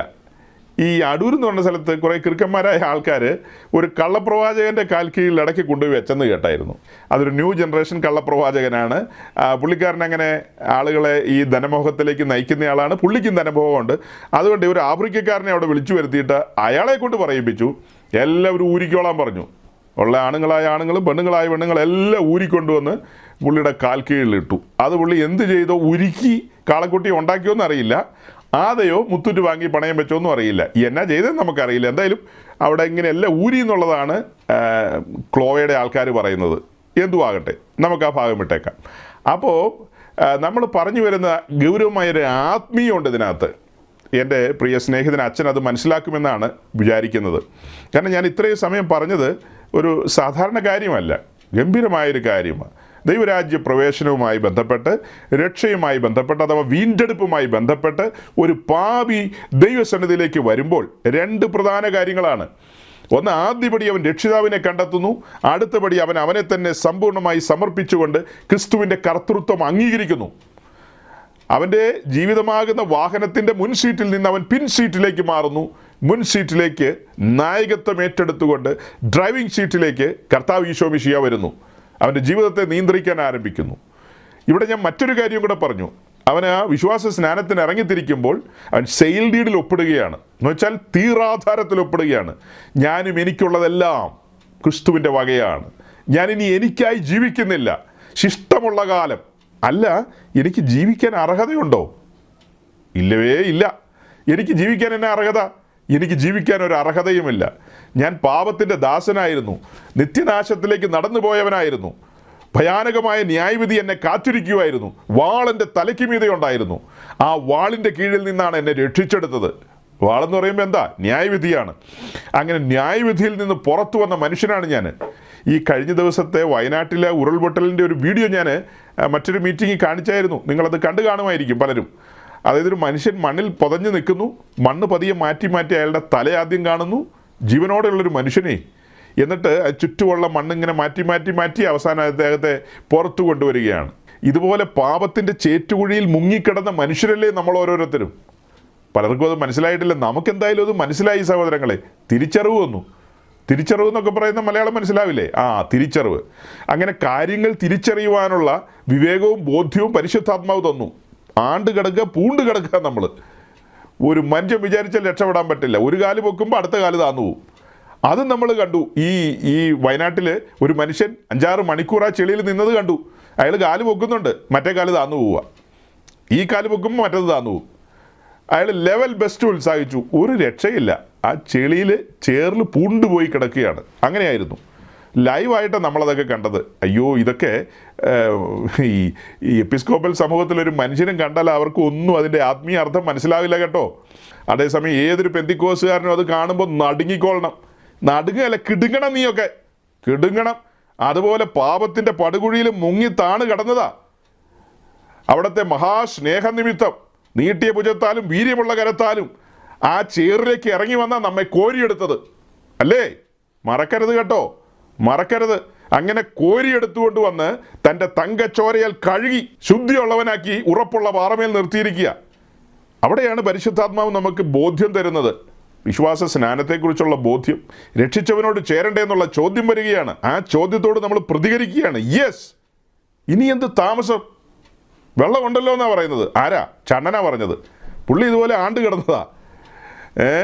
യെശയ്യാപ്രവാചകന്റെ പുസ്തകം തുറന്നു വെച്ച് ഫിലിപ്പോസ് കാര്യങ്ങൾ കാര്യകാരണ സഹിതമാണ് ഷണ്ണൻ്റെ മുമ്പിൽ അവതരിപ്പിച്ചത്. ഷണ്ണൻ ഭയന്നുപോയി, വിറച്ചുപോയി. തൻ്റെ അവസ്ഥ തിരിച്ചറിയുകയാണ്. അയ്യോ, ഫിനാൻസ് മിനിസ്റ്ററാ. പക്ഷെ പറഞ്ഞിട്ട് കാര്യമില്ല. മൂക്കറ്റം മുങ്ങിക്കിടക്കുക. അവിടെയാണ് ആ രക്ഷകൻ ഉദിക്കുന്നത്. രക്ഷാകരമായ ദൈവപ്രവൃത്തി ഷണ്ണൻ്റെ ജീവിതത്തിൽ സംഭവിക്കുകയാണ്.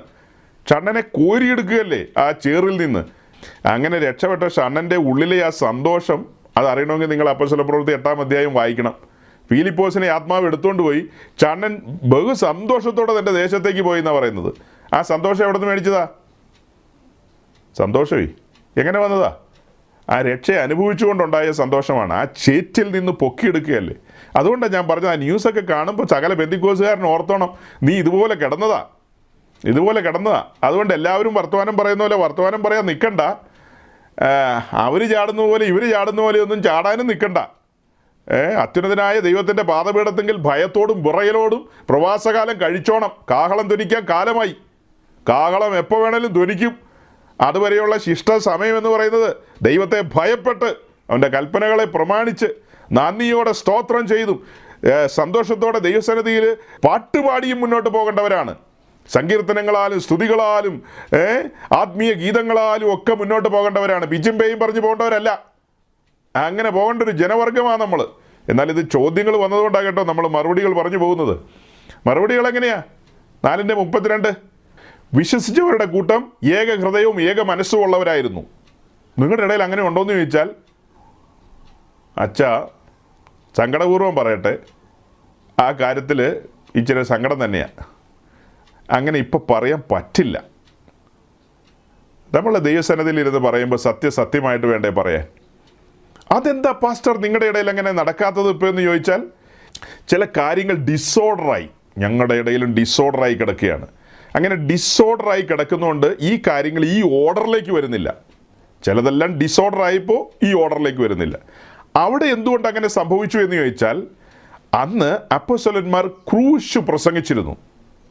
നോക്കണം, അപ്പോസ്തലന്മാർ ക്രൂശിക്കപ്പെട്ട ക്രിസ്തുവിനെ അന്ന് പ്രസംഗിച്ചിരുന്നു. ക്രൂശിൻ്റെ വചനങ്ങളാണ് ഈ മനുഷ്യരെ രൂപാന്തരപ്പെടുത്തിയത്, അല്ലേ? അവരെ അടിമുടി മാറ്റിക്കളഞ്ഞു. ക്രൂശിൻ്റെ വചനങ്ങൾ അവരെ അടിമുടി മാറ്റിക്കളഞ്ഞു. സുവിശേഷം എന്ന കലപ്പ അവരുടെ ഹൃദയങ്ങളിലൂടെ, ആ തരിശായ നിലങ്ങളിലൂടെ കടന്നുപോയി ഉഴുതുമറിക്കുകയാണ്, അല്ലേ? കാലങ്ങളായി നൂറ്റാണ്ടുകളായി ഉറഞ്ഞു കിടക്കുക, ചുമ്മാ ചോദ്യങ്ങൾ മാത്രമേ ഉള്ളൂ. അങ്ങനെ തറഞ്ഞു കിടക്കുന്ന ആ ഹൃദയങ്ങളിലൂടെ സുവിശേഷം എന്ന കലപ്പ തലങ്ങും വിലങ്ങും കടന്നുപോയി ഉഴുതുമറിക്കപ്പെട്ടു. അവർ തകർന്നുറങ്ങിയ ഹൃദയത്തിൻ്റെ ഉടമകളായി മാറുകയാണ്, അല്ലേ? ഈ ആദ്യ നൂറ്റാണ്ടിലെ ഭക്തന്മാർ തകർന്നുറങ്ങിയ ഹൃദയത്തിന് ഉടമകളായി മാറുകയാണ്. അതെങ്ങനെ സംഭവിച്ചു? സുവിശേഷം പ്രസംഗിച്ചു, ക്രൂശിക്കപ്പെട്ടവനായി ക്രിസ്തുവിനെ ഉയർത്തി, ക്രൂശിൻ്റെ വചനങ്ങൾ പ്രസംഗിച്ചു. അതാണ് രൂപാന്തരം വരുത്തിയത്. ആ കാര്യത്തിൽ ഞങ്ങളുടെ ഇടയിൽ അമാന്തമുണ്ട്. ഇപ്പോൾ അപൂർവം ആളുകളെ അങ്ങനത്തെ കാര്യങ്ങൾ പ്രസംഗിക്കുന്നുള്ളൂ, ക്രൂശിൻ്റെ വചനങ്ങൾ പ്രസംഗിക്കുന്നുള്ളൂ. ബഹുഭൂരിപക്ഷം ആളുകളും പ്രസംഗിക്കുന്നത് എന്താണ്? ഈ ഓർത്തഡോക്സുകാരനെയും കത്തോലിക്കിനെയും ഹിന്ദുക്കളെയും മുസ്ലിങ്ങളെയും നിരീശ്വരവാദിയോടും ഒക്കെ പറയുന്നത് എന്താ? കടന്നു വരുവിൻ, നിന്റെ പ്രശ്നത്തിന് പരിഹാരമുണ്ട്, നിന്നെ ശരിയാക്കി തരാം, വാ കടന്നു വാ, ഭാര്യയും പിള്ളേരെയും ഒക്കെ കൂട്ടിക്കൊണ്ട് പോരെ, അതെല്ലാം വിട്ട് ചാടി പോരെന്നാണ് പറയുന്നത്. അപ്പോൾ ഈ ആൾക്കാർ എല്ലാവരുടെയും ഉള്ളിൽ എന്താ? ദ്രവ്യാഗ്രഹികളല്ലേ എല്ലാം. ഈ കേട്ടിരിക്കുന്ന പുള്ളികളെല്ലാം ദ്രവ്യാഗ്രഹികളാണ്. പണ്ടൊക്കെ നമുക്ക് എളുപ്പമല്ലായിരുന്നു ആളുകളുടെ വീടുകളിൽ ചെന്നിട്ട് പറയാനായിട്ട്. എല്ലാവരും കേൾക്കില്ല, എല്ലാവരും അംഗീകരിക്കില്ല. ഇപ്പോൾ അതല്ല, ടെലിവിഷനിലൂടെയും മറ്റ് നവമാധ്യമങ്ങളിലൂടെയും ഒക്കെ ആളുകൾ വിളിച്ചു പറഞ്ഞുകൊണ്ടിരിക്കുക, ഇറങ്ങി വാന്ന്. അത് കേട്ട വഴിക്ക് ആളുകൾ ഇറങ്ങുക. ഈ അടുത്ത കാലത്ത് നമ്മുടെ നാട്ടിൽ പല സാമ്പത്തിക തട്ടിപ്പുകളിലും പല ആളുകളും കുടുങ്ങുന്ന കണ്ടിട്ടില്ലേ? പലരും കുടുങ്ങുന്ന കണ്ടിട്ടുണ്ട്. അതിൻ്റെ കാരണം എന്നാ? അവരെല്ലാം ആഗ്രഹിച്ചത് ഒരു തേക്ക് തൈ നട്ട് കഴിഞ്ഞാൽ 1000 തേക്ക് തൈ ഉണ്ടായി വരുന്നു. ഓഹോ, അപ്പോൾ ഒരു തേക്ക് തൈക്ക് ഇത്ര വില, തേക്ക് തൈയല്ലോ, ഒരു തേക്കിന് ഇത്ര വില. അപ്പോൾ 1000 തേക്കാകുമ്പോഴോ? പിന്നെ അതിനെ ഒന്നുകൂടെ 1000 കൊണ്ട് ഗുണിച്ചാലോ? കാൽക്കുലേറ്ററിൽ ചുമ്മായിട്ട് കുത്രതിന് മുടക്കൊന്നുമില്ലോ. അങ്ങനെ ഇവർ കുത്തി അവസാനം അങ്ങ് നിക്ഷേപിക്കാമെന്ന് വെച്ചു. അവസാനം തേക്കുമില്ല, തേക്കിൻ്റെ ഇല പോലും ഇല്ല. തേക്കുമില്ല, തേക്കിൻ്റെ ഇലയില്ല, മൊത്തം പോയി എന്ന് പറഞ്ഞാൽ മതി. ഈ അടുത്തിടയ്ക്ക് നമ്മുടെ ഒരു സിറിയൻ മെത്രാപ്പോലീത്ത ഒരു 15 ലക്ഷം കളഞ്ഞു കുളിച്ചിട്ട് നിൽക്കുക എന്നാണ് കേട്ടത്. പിന്നെ പുള്ളിക്ക് ദൈവം ദേവനൊന്നും ഇല്ലാത്ത ആളായിരുന്നുകൊണ്ട് കുഴപ്പമില്ല. കാറൽ മാർക്സെ ചിന്താവ എന്നാ പുള്ളി പറഞ്ഞുകൊണ്ടിരുന്നത്. ഇന്ന് ലോകത്ത് ഏറ്റവും വേഗത്തിൽ വളർന്നുകൊണ്ടിരിക്കുന്ന മതം ഇസ്ലാമാണ്. The fastest growing religion in the world. അതിന്റെ അടുത്തെങ്ങും എത്തുവാൻ മറ്റൊരു മതത്തിനും അടുത്ത കാലത്തെങ്ങും സാധിക്കില്ല. എന്തുകൊണ്ടാണ് ഇസ്ലാമോഫോബിയ, ഇസ്ലാമിനെ ഭയപ്പെടണം, ഇസ്ലാമിനെ വെറുക്കണം എന്നുള്ള അമേരിക്കൻ അജണ്ട നടപ്പിലാകാതെ ഈ പ്രചരണത്തിന്റെ മധ്യത്തിലും ഇസ്ലാം ലോകത്തിലെ ഏറ്റവും വലിയ മതമായിട്ട് ശക്തി പ്രാപിക്കണമെങ്കിൽ അതിന്റെ പിറകിലെ സത്യം, അതിന്റെ പിറകിലെ കരുണയും സമാധാനവുമാണ്, സമത്വമാണ്, സമഭാവനയാണ്. നമ്മുടെ രാജ്യത്ത് ജാതിയുടെ പേരിൽ മനുഷ്യർ തമ്മിൽ അകലം പാലിക്കേണ്ടിയിരുന്ന ഒരു കാലമുണ്ട്. തൊട്ടുകൂടായ്മ, അയിത്തം, അസ്പൃശ്യതയൊക്കെ ഉണ്ടായിരുന്ന ഒരു കാലത്തേക്കാണ് ഇസ്ലാം കടന്നു വന്നത്. ആരും തൊടാത്തവരെ ആലിംഗനം ചെയ്ത് കെട്ടിപ്പിടിച്ച് സ്വീകരിക്കുന്ന ഒരു പുതിയ സംസ്കാരം ഇസ്ലാം ഇവിടെ ഉണ്ടാക്കി കൊടുത്തു. സഹിക്കുമോ ആഗോള ക്യാപിറ്റലിസത്തിന്? സഹിക്കുമോ ജാതീയതയ്ക്ക്? സഹിക്കുമോ സവർണദേശീയതയ്ക്ക്? ഫാഷിസത്തിന്? പിന്നീട് ജർമ്മനിയിലും ഇറ്റലിയിലുമൊക്കെ ആവിർഭവിച്ച ഫാഷിസം, നാത്സിസം, അതിൻ്റെയൊക്കെ പ്രചാരകരായിരുന്നു മുമ്പ് ഉദ്ധരിച്ച ഗോൾവാക്കറും സവർക്കറും ഒക്കെ. എഴുതി വച്ചു, നേരിട്ട് പറഞ്ഞു, ഇന്ത്യക്കും ആവശ്യം ഹിറ്റ്ലറെ പോലെയുള്ള ഭരണാധികാരികളെയാണെന്ന്, ഇന്ത്യക്കും ആവശ്യം ജർമ്മനിയിൽ ഹിറ്റ്ലർ നടപ്പിലാക്കിയ നാത്സിസമാണെന്നും ഫാഷിസമാണെന്നും തുറന്നു പറയാൻ മടിയില്ലാത്ത, അതല്ലേ ഭീകരവാദം, അതല്ലേ ഭീകര സംഘടന? ഈ ചോദ്യങ്ങൾ ഉയർത്തുവാൻ നമ്മൾ നട്ടെല്ല് നിവർത്തിപ്പിടിക്കേണ്ട ഒരു കാലത്താണ് നാം ജീവിക്കുന്നത്. ഈ അമേരിക്കയോട് ചേർന്ന് ഇസ്രായേലും ആ കൂടെ ഇന്ത്യയും ചേർന്നിരിക്കുകയാണ്. അവരുടെ ഒരു പൊതുശത്രുവായിട്ട് ഇസ്ലാമിനെ പ്രതിഷ്ഠിച്ചിരിക്കുകയാണ്. പുള്ളി ഭൗതികവാദത്തിൻ്റെ ആളായിരുന്നു. എന്തായാലും പുള്ളിയുടെ കയ്യിലുള്ള ഭൗതികം ഓൺലൈനായിട്ട് നാട്ടുകാർ കൊണ്ടുപോയി. അങ്ങനെ ഇനി അവസാനം ഇട്ടിരിക്കുന്ന കുപ്പായം മാത്രമുണ്ട്. അങ്ങനെ നിൽക്കുക പുള്ളി. മനുഷ്യൻ്റെ എല്ലാ ഉള്ളിൽ പണത്തോട് ആർത്തിയുണ്ട്. അത് ഓർത്തഡോക്സിനോ പെന്തിക്കോസിനോ ഒരു കോസൊന്നുമില്ല. സുവിശേഷ നിമിത്തം വീണ്ടും ജനിക്കുകയും സുവിശേഷം എന്ന കലപ്പ ഹൃദയത്തിലൂടെ തലങ്ങും വിലങ്ങും കടന്നുപോയി ഉഴുതുമറിക്കപ്പെടാത്ത എല്ലാവരും ദ്രവ്യാഗ്രഹികളാണ്. സകല മനുഷ്യരും ദ്രവ്യാഗ്രഹം അല്ലെങ്കിൽ മറ്റ് പല മോഹങ്ങളും ഉണ്ടാവും. ഏതെങ്കിലും വിധത്തിലുള്ള മോഹങ്ങളാൽ കുടുങ്ങിക്കിടക്കുന്ന ആളുകളാണ്. അവരെ ഏക ഹൃദയവും ഏക മനസ്സുള്ളവരാക്കി കൊണ്ടുവരണമെങ്കിൽ ഇതാണ് വിഷയം. ക്രൂശ് പ്രസംഗിക്കണം, ക്രൂശ് ഉയർത്തണം. ഞങ്ങളുടെ ഇടയിലും നിങ്ങളുടെ ഇടയിലും എല്ലാം ഇതിൻ്റെ അഭാവമുണ്ട്. നിങ്ങളുടെ ഇടയിൽ വെള്ളിക്കുരിശും പൊൻകുരിശും, ചിലരുടെ കയ്യിലും മരക്കുരിശും ഇരിപ്പുണ്ട്. വെള്ളിക്കുരിശും പൊൻകുരിശും മരക്കുരിശും കൊണ്ട് ഒരുത്തിൻ്റെ ഹൃദയം ഉഴുതുമറിക്കാൻ പറ്റില്ല. പെന്തിക്കോസുകാരൊക്കെ യേശു ക്രിസ്തു അനുഗ്രഹിക്കും, യേശു ക്രിസ്തു കാറ് തരും, വീട് തരും എന്നൊക്കെ പറഞ്ഞ് ഇങ്ങനെ ഇരുന്ന് പറഞ്ഞുകൊണ്ടിരിക്കുക. ഈ കഴിഞ്ഞ ദിവസം ഒരു സ്ത്രീ തെരുവിൽ നിന്ന് പറഞ്ഞുകൊണ്ടിരിക്കുകയാണ്, യേശു ക്രിസ്തുവിലേക്ക് വരൂ, നിങ്ങൾക്ക് പുതിയ കാറ് ലഭിക്കും. അത് കള്ളുടിയന്മാരോടാണ് പറയുന്നത്. മദ്യപാനമൊക്കെ മാറും, മദ്യപാനമൊക്കെ മാറിക്കഴിഞ്ഞാൽ നിങ്ങൾക്ക് പുതിയ കാറ് മേടിക്കാൻ പറ്റും. അങ്ങനെ നിങ്ങൾ അതൊരു ന്യായമായ കാര്യമാണ്. കേട്ട് കഴിഞ്ഞാൽ തെറ്റൊന്നുമില്ല. കേട്ട് കഴിഞ്ഞാൽ അതിനകത്ത് തന്നെ തെറ്റ്. യേശു ക്രിസ്തുവിലേക്ക് വരുന്നവരുത്തും കള്ളുകൂടി നിർത്തിക്കഴിഞ്ഞാൽ അവന് കാറ് മേടിക്കും, അവൻ വീട് വയ്ക്കും, അവൻ പലതുമൊക്കെ ചെയ്യുമായിരിക്കും. അത് ന്യായമാണ്. അത് സുവിശേഷ പ്രസംഗമല്ല. അതെങ്ങനെ സുവിശേഷ പ്രസംഗമാകുന്നത്? അത് ഈ സാമൂഹ്യ പരിഷ്കർത്താക്കളായ ആൾക്കാർ ചെയ്യുന്ന കാര്യമാണ്. മദ്യപാനത്തിൻ്റെ ദൂഷ്യവശങ്ങൾ ഇങ്ങനെയാണ്. അത് ചങ്കും കരളും ഒക്കെ തകർത്ത് കളയും, പിന്നെ മൊത്തത്തിൽ തകർത്ത് കളയും. അങ്ങനെ നീ ഇല്ലാതെയായി പോവും. അതിൻ്റെ കുറേ 5-6 ഫോട്ടോയൊക്കെ കാണിക്കണം. പാൻപരാഗിൻ്റെ ഒക്കെ ഇങ്ങനെ വായൊക്കെ ഇങ്ങനെ പൊള്ളിയിരിക്കുന്ന ഫോട്ടോ ഉണ്ടല്ലോ, അതൊക്കെ കാണിച്ചുകൊണ്ടാണ് സുവിശേഷ പ്രസംഗം. അപ്പോൾ അതൊക്കെ ഇങ്ങനെ കാണിക്കുന്നു. പിന്നെ ഇതിൽ നിന്നൊക്കെ മുക്തി നേടി വന്നു കഴിഞ്ഞാൽ കാറായി, വീടായി, അങ്ങനെ പലതുമായി. അവിടെ ഒരു മോഹം ഇട്ട് കൊടുക്കുന്നത്, ഒരു മോഹം ഇട്ട് കൊടുത്തുകൊണ്ട് ആളുകളെ ഇങ്ങനെ അടുപ്പിക്കാൻ നോക്കുകയാണ്. അങ്ങനെ കുറേ ആൾക്കാരൊക്കെ എന്തായാലും വരും. കാറ് കിട്ടുമെന്ന് പറഞ്ഞാൽ ആരാ വരില്ലാതെ? പ്രത്യേകിച്ച് മുതൽ മുടക്കൊന്നും ഇല്ലാതെ. ഇതൊന്നും ക്രൂശിനെ കുറിച്ചുള്ള പ്രസംഗമല്ല. ഈ ഉയർത്തുന്നൊന്നും ക്രൂശല്ല. ക്രൂശിൻ്റെ പ്രസംഗങ്ങൾ, ക്രൂശിൻ്റെ മൊഴികളിൽ പാപത്തെ കൈചൂണ്ടും, പാപത്തിന് നേരെ കൈചൂണ്ടും. പിന്നെ എന്താ? അങ്ങനെ സമസ്ത വിഷയങ്ങളും അവിടെ വെളിപ്പെട്ടു വരും. അങ്ങനെ പാപിയായ മനുഷ്യൻ ക്രൂശിന് മുമ്പാകെ അടിയറ പറയണം. കാറ് കിട്ടുന്ന കാര്യമല്ല, നിത്യജീവൻ കിട്ടുന്ന കാര്യമാണ് പറയേണ്ടത്. അപ്പോൾ യഥാർത്ഥ ക്രൂശ് പ്രസംഗിച്ചു കഴിഞ്ഞാൽ മനുഷ്യന് മാറ്റം വരും. ക്രൂശ് പ്രസംഗിക്കാത്തിടത്തോളം കാലം ഏക ഹൃദയവും ഏക മനസ്സും ഒന്നും പ്രതീക്ഷിക്കേണ്ട. ഞങ്ങളുടെ ഇടയിൽ ഇപ്പോൾ അങ്ങനത്തെ പ്രസംഗങ്ങൾ വളരെ കുറവാണ്. പ്രസംഗിക്കുന്നവരുണ്ട് കേട്ടോ, പ്രസംഗിക്കുന്നവരില്ലെന്നല്ല, പ്രസംഗിക്കുന്നവരുണ്ട്. അങ്ങനെയുള്ള സ്ഥലങ്ങളിലൊക്കെ റിസൾട്ടുണ്ട്. അങ്ങനെയൊക്കെയുള്ള ഫെലോഷിപ്പുകളിൽ ജനം ഇന്നും ആ ഒരു മനോഭാവത്തിൽ തന്നെയാണ് അല്ലേ? മലയാളക്കരയിൽ പെന്തക്കോസ്റ്റ് മൂവ്മെൻറ്റ്, ആ മൂവ്മെൻറ്റ് ആരംഭിച്ച കാലഘട്ടത്തിലൊക്കെ അതിശക്തമായി സത്യസുവിശേഷം ഘോഷിക്കപ്പെട്ടിരുന്നു, ക്രൂശ് ഉയർത്തപ്പെട്ടിരുന്നു, ക്രൂശ് പ്രസംഗിക്കപ്പെട്ടിരുന്നു, ക്രൂശിൻ്റെ ഉപദേശങ്ങൾ നിർബാധം ഘോഷിച്ചിരുന്നു. അതുകൊണ്ട് ചരിത്രത്തിലെ ഒരു വ്യക്തിയെ ഞാൻ ഓർത്തു പോവുക. കെട്ടുപ്രായത്തിലേക്ക് എത്തിയ 5 പെൺമക്കളുള്ള ഒരു മനുഷ്യൻ. അദ്ദേഹം ആ സമയത്ത് തൻ്റെ പുരയിടവും വീടും ഒക്കെ വിറ്റ് ആ സമയത്ത് ദൈവസഭയുടെ കെട്ടുപണിക്ക് വേണ്ടി വിട്ടുകൊടുക്കുകയായിരുന്നു. അങ്ങനെയാണ് ഇന്ന് ഒരു ഓർഗനൈസേഷൻ്റെ ഹെഡ് ക്വാർട്ടറും പരിസരവും ഒക്കെ ഇരിക്കുന്നത് ആ ഒരു ലാൻഡിലാണ്. തൻ്റെ മക്കളെയും ഭാര്യയൊക്കെ ആയിട്ട് താൻ പുറത്തേക്ക് ഇറങ്ങി മറ്റൊരു വാടക വീട്ടിലേക്ക് പോവുക. എന്നിട്ട് ആ പ്രോപ്പർട്ടി എല്ലാം സഭയ്ക്ക് വേണ്ടി, ദൈവസഭയ്ക്ക് വേണ്ടി വിട്ടുകൊടുക്കുകയാണ്. ഏതെങ്കിലും വ്യക്തിക്ക് വേണ്ടി കൊടുത്തെന്നല്ല, ദൈവസഭയുടെ മൊത്തത്തിലുള്ള പ്രവർത്തനത്തിന് വേണ്ടി അത് വിനിയോഗിക്കാൻ പാകത്തിന് കൊടുക്കുകയാണ്. ഇന്ന് അവിടെ ഒരു സെമിനാരിയും മറ്റു ഓഫീസും കാര്യങ്ങളൊക്കെ അതിനകത്തുണ്ടെന്നുള്ളതാണ് ചരിത്രം. കാരണം അന്നത്തെ കാലത്ത് ഇത് അറിയപ്പെട്ടൊരു കാര്യമാണ്. അറിയപ്പെടാത്ത എന്തുമാത്രം കാര്യങ്ങളാണ് നടന്നിരുന്നത്.